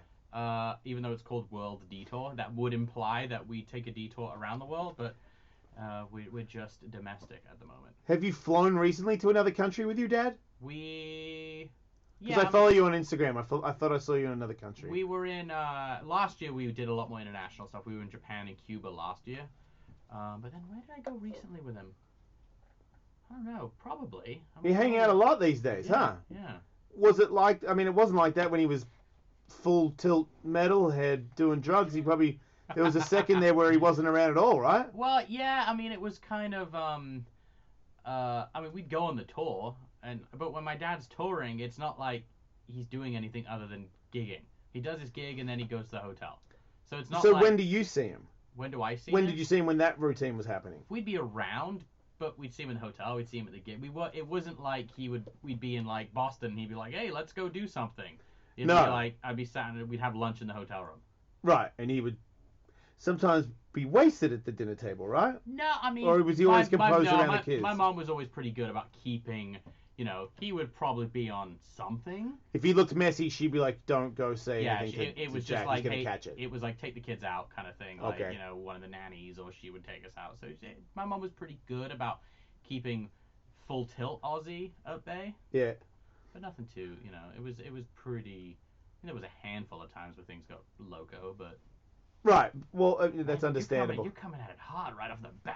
Sorry. I'm gonna, look, I just feel like when I see that you get to travel. Look, my father did some bad things, so it's not the same. But Ozzy's a wild person who loves his family. Yeah. And there's a part there that I can relate to. Sure. And to be a rock star, I mean, only from the outside, I really don't know, but to think of the average rock star, what they do and how many times they go on the road, and him in particular, how many drugs he probably took and whatever it was. He was drunk a lot. Yeah. I know, I got kids. If I was drinking, I'm not going around the kids because I'm aware of, like, how that rubs off. This is a long time ago when nobody told you. Did you know that if you walk around drunk in front of your kids that could rub off in a bad way? I'm from that word. Well, that wasn't. He didn't do it on purpose, dude. Yeah. No one said that it was bad. Yeah. Smoking a cigarette around a pregnant person wasn't bad when I was a boy. Oh, I remember being a little kid and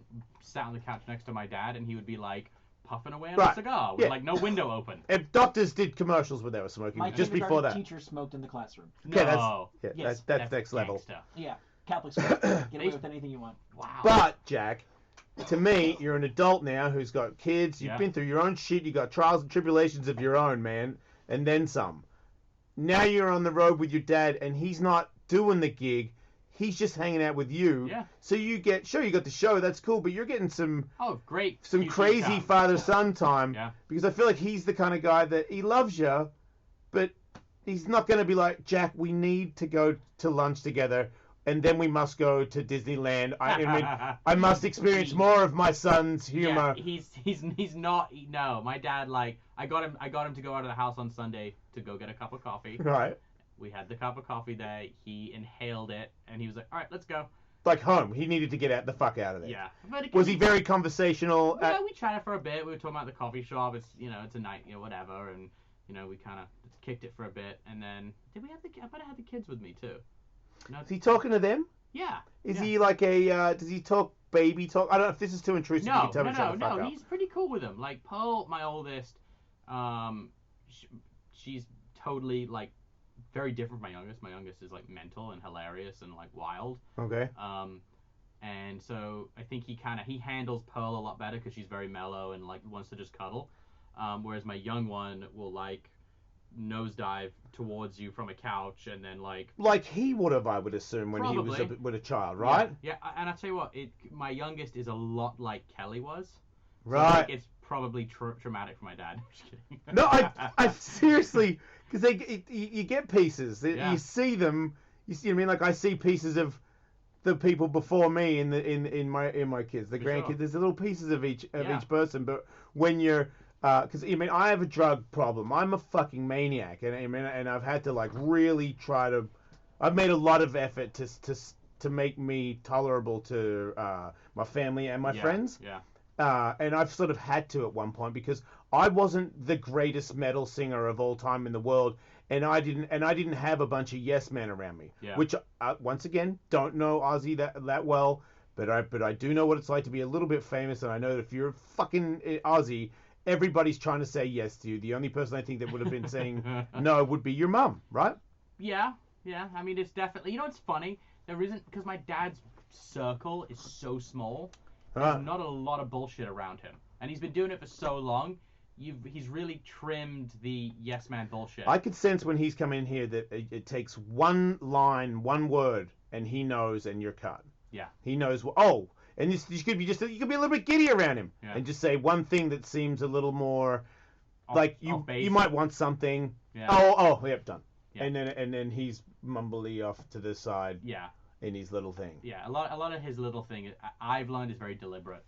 It's okay. like his oh, I can't hear you. I'm just gonna kind of mumble under my breath. It's because he just doesn't want to fucking talk to someone. Can I say that? Sorry. Yes. Oh, you can say fuck. Okay. You can say cunt. That's usually what I say when someone says can you say fuck. Okay. Feel free to spell that liberally. I know who your father is. You've heard that word before. A few times. Yeah. No, he's very. Sometimes he's just tired and he just is like, But a lot of times when he's in social situations, he uses. I perceive it that he can use it as a bit of a scapegoat. I don't blame him a little bit. I feel like people get very nervous around special people, and he's one of those people that makes people act in ways that they're not even really that person. They just get very giddy and nervous, and I'm friends with Tony Hawk, and certain people can't act normal around him. Yeah. So that makes him awkward. Yeah. Because now he knows wherever he goes, there's probably 10 people in the room that are going to get real fidgety and make him feel weird. And Ozzy's... The thing I hate the most... More than that. Is you can get giddy, weird, excited, say hi, whatever. I hate the secret phone photo. Oh, right, The where you secret just won't phone ask? photo, yeah, it's like, just ask. Yeah. Like, we were at coffee, and this dude, like, kept walking by and trying to get, like, a good secret phone photo, and I just looked at him, and I was like, it's more rude to do that than it is to come up and say, hey, do you mind if I have a photo with you? Oh, God, I did that to Danzig twice. And he fucking knew it for sure. The second time I didn't realize the flash was off. Did he flex? Wait, the flash went off? The flash went off. Oh. Because I didn't know he's into Japanese food. So my wife is Japanese. We're at a little Japanese grocery store, and there's fucking Danzig's like sifting through the kimchi, and I'm like, that's crazy. This is him and his girlfriend were down on their hands and knees, like looking through different brands of things. I'm like, wow, he really cares about Japanese groceries. And then I saw him at a restaurant like a month later. I'm like, wow, he's really into Japanese food. Wow. So I thought I could take my wife smiling and him over the shoulder, and man, when that flash went off, he's seen that move before. Oh, God, I'm cringing on your behalf. I know. Has he come in here ever? Yeah. Yeah, I didn't bring it up. Okay, you probably should, though. I talked to him about Japanese food, not about the photos. Okay. Yeah, he said that he would take, because he's into bondage and stuff before anybody was. And I just got into the S&M thing a little bit with my wife, and he said that I was like, do you still do stuff like that? He mumbled. It was after the show, like off the air, like, yeah, I mean, I'm old school, in a fucking safe word, and I was like, okay. Because I wasn't sure, because that's not boding too well for a lot of guys these days. Yeah, right. This was funny 2 years ago. It's a whole different world now, Jack Osborne. I don't know how much he uses that cellar anymore these days. He seemed like he was. Yeah. He seemed pretty angry. Yeah. He seems angry. Yeah, I don't. I've never been a huge Misfits Danzig fan. It just never, for some reason, like, it just didn't really resonate with me. I was more into the kind of, just straight metal. So for me, I've always been like, Danzig, all right, whatever. Is that a weird thing to be into straight metal and sort of, and your dad's, everybody that you were on the road with is, if they're not number one, they're in the top 3 that ever lived. You can't, even if you were like trying to hate on your dad. Yeah, no, I'm a big like Aussie Sabbath fan. Right. Like I appreciate, I appreciate the kind of the growth of heavy metal. Yeah. And my youth was spent very much in the new metal kind of. I phase. do remember that TV show where when you were a little kid you were into Tool and stuff like that, Tool, right? Meshuggah, right. Slipknot, all. And now what's your musical taste? You know what? I've gone real deep into some. I'm back into grunge, big time. Wow. Like full on. Just not people doing new grunge, the old. Just old like Alice in Chains and all the shit. Pearl Jam, yeah. Me and my wife are still. We've never stopped from that. Right. You know what I mean? It's awesome. Just in the house all the time. It's just the way it is. Yeah. No, I'm right there. Like Lithium is like I listen to Lithium like. That's funny. Non-stop. So do you know Corrosion of Conformity and all that? Because I see that every now and then that they're going to play somewhere, and I saw that recently, and I was like, get the fuck out of here. Yeah. And Tully was like, you realize they're going to give you exactly what you want. I'm like, what's that? He's like, that one album that you really liked. Yeah. I'm like, yeah, because they probably won't play. No. Like.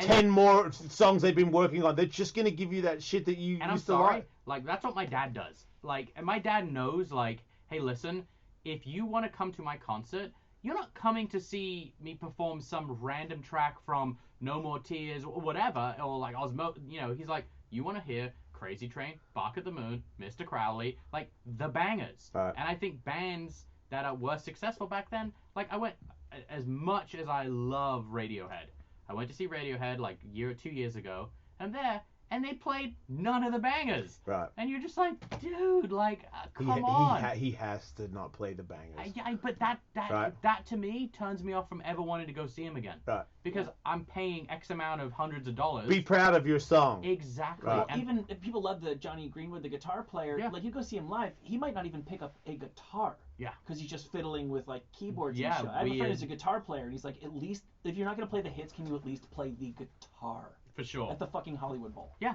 No, I feel you. And I think that has and I don't get that. I don't, because it's, I mean, I do and I don't. Like I mean I understand why he's doing it. I just think it's stupid. Yeah. Because you're being righteous, but it's like, I'm not giving you my song that I mean, it's so cheesy. I'm like, at one point you fucking wrote that and made it out. It's pretty good. You should be proud of it. And that, that song from the album 5 albums ago, which got you fame, sorry, that's always going to be the biggest hit. Yeah, and you got to look at it from the fans. I mean, the lifestyle that you live, this amazing life, traveling and whatever comes with massive groups of people supporting you.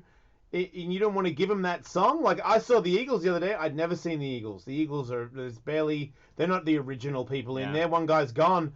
I'm 46. I've never been to an Eagles concert. When they played the bangers, I was like, fuck. Yeah. I'm in a room with the Eagles when they're playing the banger. and why would you deprive people of that? You know what I mean? Like, because you've played it too many times. Yeah, I want people to respect my new stuff. It's like, okay, fine, but how about you give me the option? Like, if you're doing 2 nights in LA, maybe go, hey, we're the first night, it's all our new shit. Second night is going to be a best of. I just don't mixing it up. Yeah. You don't have to be like, I will not give you the ones that you want. I know. That's especially when it costs that much money for everybody in the world these days. Concerts are not cheap. Yeah, you're going for it when you go out these days. Like, you've tickets and drinking and fucking driving and God knows what else comes with it. Whole thing. Give me the goddamn bangers, you prick. Exactly. We could solve this problem, I think, today. Right. Well, we did, but no one's listening. So you got to do the show. You get to hang out with him, and he has. So every now and then he's going to be in a predicament where he's like, Jack, it's just you and me. What's been going on? And then probably every now and then there's not a camera around. Yeah. You're just getting quality bonus time with the old man. The best times with him on this have been actually when we were on, like, back road driving. Because, you know that the camera's all right, they're turning them off, and we can just chat for a little bit. And that's probably, like, what I remember most. Yeah, that's important. The important bit. The QT time. Is your father firing a cannon? Yep. Like, I was just talking to my son about this the other day, about what's important, and money and reeling off. He's 8, reeling off cars and how much they are and stuff. And I was like, I'm like, I've had a turbo Porsche. I got a Mercedes. This thing's like a really expensive car. It's like a freaking hovering couch. It's got like little remote things for you in the back seat, and you're 8. You know what I mean? Like, come on, dude. And I'm like, but it's nowhere near as good as the conversation that we're having right now. For sure. Like, you and me talking about stuff, just like man to man. Yeah. Those things, I won't forget that. Like, his little mind being a man. And I also think about I remember when my dad used to talk to me like this about this one thing. Yeah. Like, I want him to have. Absolutely. Memories are the only true thing of value. And, it's like, I would rather go, you know what? I would rather spend a bulk of money on an epic trip with my kids and my wife and go somewhere really fun than go and buy, like, a Rolex. Because I'm like, because you bought it and it sits on your wrist and you're like, okay, that's that one thing I bought and there it is. Versus, hey, we spent 2 weeks, in Hawaii cruising around doing awesome stuff together. Were you ever into flashy stuff? Because you obviously were raised, if not necessarily in your house, but you saw that world. I've never got that impression off of you. There was a little phase, and I've always been pretty subtle with it. I used to really like my sports cars. I went, when I was single and and didn't have school and all that stuff to pay for. I had quite a few sports cars, and that was it. And I would. Do you ever crash one? No, never crashed one. Good for you. Yeah, no, I always really took care of them, and I was pretty. Did sensible. Kelly ever have sports cars? Kelly probably. She seems like the kind of person that would crash it. The most sporty car she got, right when we did the Osborne, she bought some Mercedes, some coupe, whatever. Right. It was pretty fast. That's more of an accidental fast car. Yeah. And you get it and you're like, oh shit, they actually make these fast as well as really cool. Right. And then she also, I think the fastest car she ever got was one of those Cadillac CTS-Vs. It was like 524 horsepower, like insanely fast, Cadillac. So when your dad got his license again and then started driving around, because I remember he came to the swing house and he came and he drove, and I was like, fucking hell, he drove here, and it was in a Ferrari. No, he didn't have. He was getting the Ferrari. I think he had the. Did he have an Audi, the R8 thing or something? Yeah, he did. Yeah. Yeah, and he had his little friend with him, Mm-hmm. and they were in this little miniature car, and he was saying how stupid it is to get in and out of it or something. And I'm like, it's so. You kind of almost don't like this car, it seems like. You just fucking got it because you heard it was sweet. Probably. That's about right. Yeah, no, he stopped driving. He crashed a Ferrari. Not bad, obviously. Yeah, it was like a little like freeway, little bumper kiss on the freeway with someone. And, okay. And then he was like, you know what? I don't really want to drive anymore. Oh. So he's now back to not driving. Oh. Yeah. Just that incident did it. Yeah, I think it was the start, and then he was driving less and less, and I think he just is of that mindset of like, well, I don't ever have to go anywhere by myself, and I would rather not have the responsibility. Because think about it, like Ozzy Osbourne bumped someone. It's like next thing you know, oh, we're gonna sue him for $1 billion, whatever, because people are. Well, you can't silly. think that his hand-eye coordination is top of the line. No, well, one might think that, but his thing was more like, I don't want to be liable. That's it. Yeah, and I feel like you guys know more than anybody because you started this shit. It's not your fault, but you started this. You know what I mean? Into the house of the kids. A little bit. It's a weird thing that you've got a lot to answer for. It's he doesn't. You know what? He doesn't have to answer for shit. But he fucking was standing right next to a bunch of people that do. But he was one of the only ones that kept it cool. I think maybe being a dude might have helped, and that your dad wasn't like pussy rich. He was like. Yeah. He was like hard cunt rich. Yeah. You know what I mean? Like, yeah, he was factory worker rich. Yeah, because he talks like he's a broke piece of shit, and it's which means you get raised like that. You're not you know what I mean, a wealthy family that grew up with all this stuff. As we say in England, he's not a public school boy. Right. And then all the people, you Paris Hilton, Kardashian wankers that are going to bottle service nightclubs. Look, I know Dingo. I know all these fucking idiots. I'm aware of like where you were like, nope, see ya, going to get a real life. Yeah. I was already older than you, and there was a time where if I had been your age, I fucking would have been there. I'm so pissed that I missed the window because I was Benji and Joel's buddy, like right at the end of it, where I was like, oh, you guys are all growing up, and I'm probably too old to be here anyway. Fuck. But looking at it from the outside, it looked like you guys were. I mean, you owned the city. Yeah, it was fun for a while. It was like, right. There was not, and it was also too. It was like pre-TMZ. And so it was like industrialization of paparazzi. So you're saying the paparazzi wasn't as bad? It wasn't as bad in the sense that, well, put it this way, I did some fucking wild shit, and there's no photos. So that tells you something. Congratulations. Thank you. Plug the show, Tully. We've got to go. All right. Ozzy and Jack's World Detour is on tonight at 10 p.m. on A&E. As well as next week, and the week after that, and the week after that. So, well, we're on for like another 9 weeks. So. Thanks for being on the show, dude. Thank you. Thanks for having me, and sweet. Don't die, people. Don't die, people. Hey, do you have your kid in any martial arts or anything? A little bit. I took him to jiu-jitsu at first, and then he wasn't really that into it because his legs are too little to like actually submit people. It's more of like just a wrestling class. Yeah. So now I just teach him pad work at home. Yeah. Because why not? it's like when you're real little, it's more like discipline. To do like an hour class, it's not fair to them. No. You know what I mean? And some people get like really critical on technique. I'm like, a technique to an 8-year-old, like he doesn't fucking know. Yeah. Just let him hit the goddamn bag a bunch of times. Let me burn out some of that. Yeah, push the bag. You guys should wrestle that because whenever they did you just have to push the other kid off the mat. He was all about it. Yeah. But when it's like working on your triangles, he was like, I think he was 5 when I put him in. Yeah. He had like little shin bones like this long. There's no head that can go in there to be choked. Why do you ask? You trying to get him into it? No, I was gonna do my daughters, and I asked people who I know that are in that. You kickbox and shit though, right? I used to a long time ago. I feel like I feel like pad work because my daughter does pad work too, and she doesn't like MMA. She doesn't like fitness. She hates all of it. Yeah. But the pad work is a trick. You know what I mean? Like double jab, hook, go under, hook straight. And whenever it works, and I go, yeah, that was sick. And they're like, okay, I can hang with this a little bit. Yeah. It's not as... I think I do. I mean, because I got two girls, and so for me, I'm like, no, they need to know how to like punch people Right. for sure. Yeah, well, then they do Krav Maga for kids. Yeah, I definitely. I told my daughter that. I was You're like like, eye gouge. No. Yeah. Yeah, you're allowed to do whatever you want if you're the girl. They're gonna stick. Tell us when Ludacris is done, so you can grab a photo with him also. Oh, so okay. he's got a I'll bunch get of a photo with interviews. Yeah, absolutely. It's all set up there. Jenny's not here, so we don't have the camera. Oh, we'll just use mine. mine. Yeah. You seen Dingo lately? Yeah, all the time. Does he still come? He still does. Every the show? Monday he comes on the show. Yeah, we've been. He's actually in this week's episode. Oh shit! I totally forgot. Wait, he's on tonight?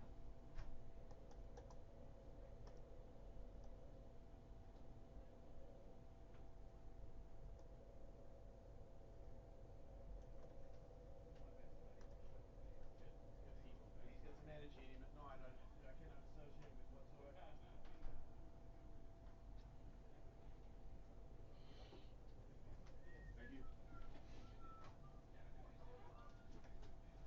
Do you have time to do Casper reads? Day is it? Today is Wednesday. I don't. I gotta pick up the kids. Okay. Is it okay if I do it tomorrow, or is yeah. it too late? No. Okay. Yeah, tomorrow I got time. Nothing real important. Would you want Ken Jeong back in? Dr. Ken. It wasn't great. No, it wasn't that good. He's a really nice guy, but there was just nothing to really hook into. Yeah. One of the guys.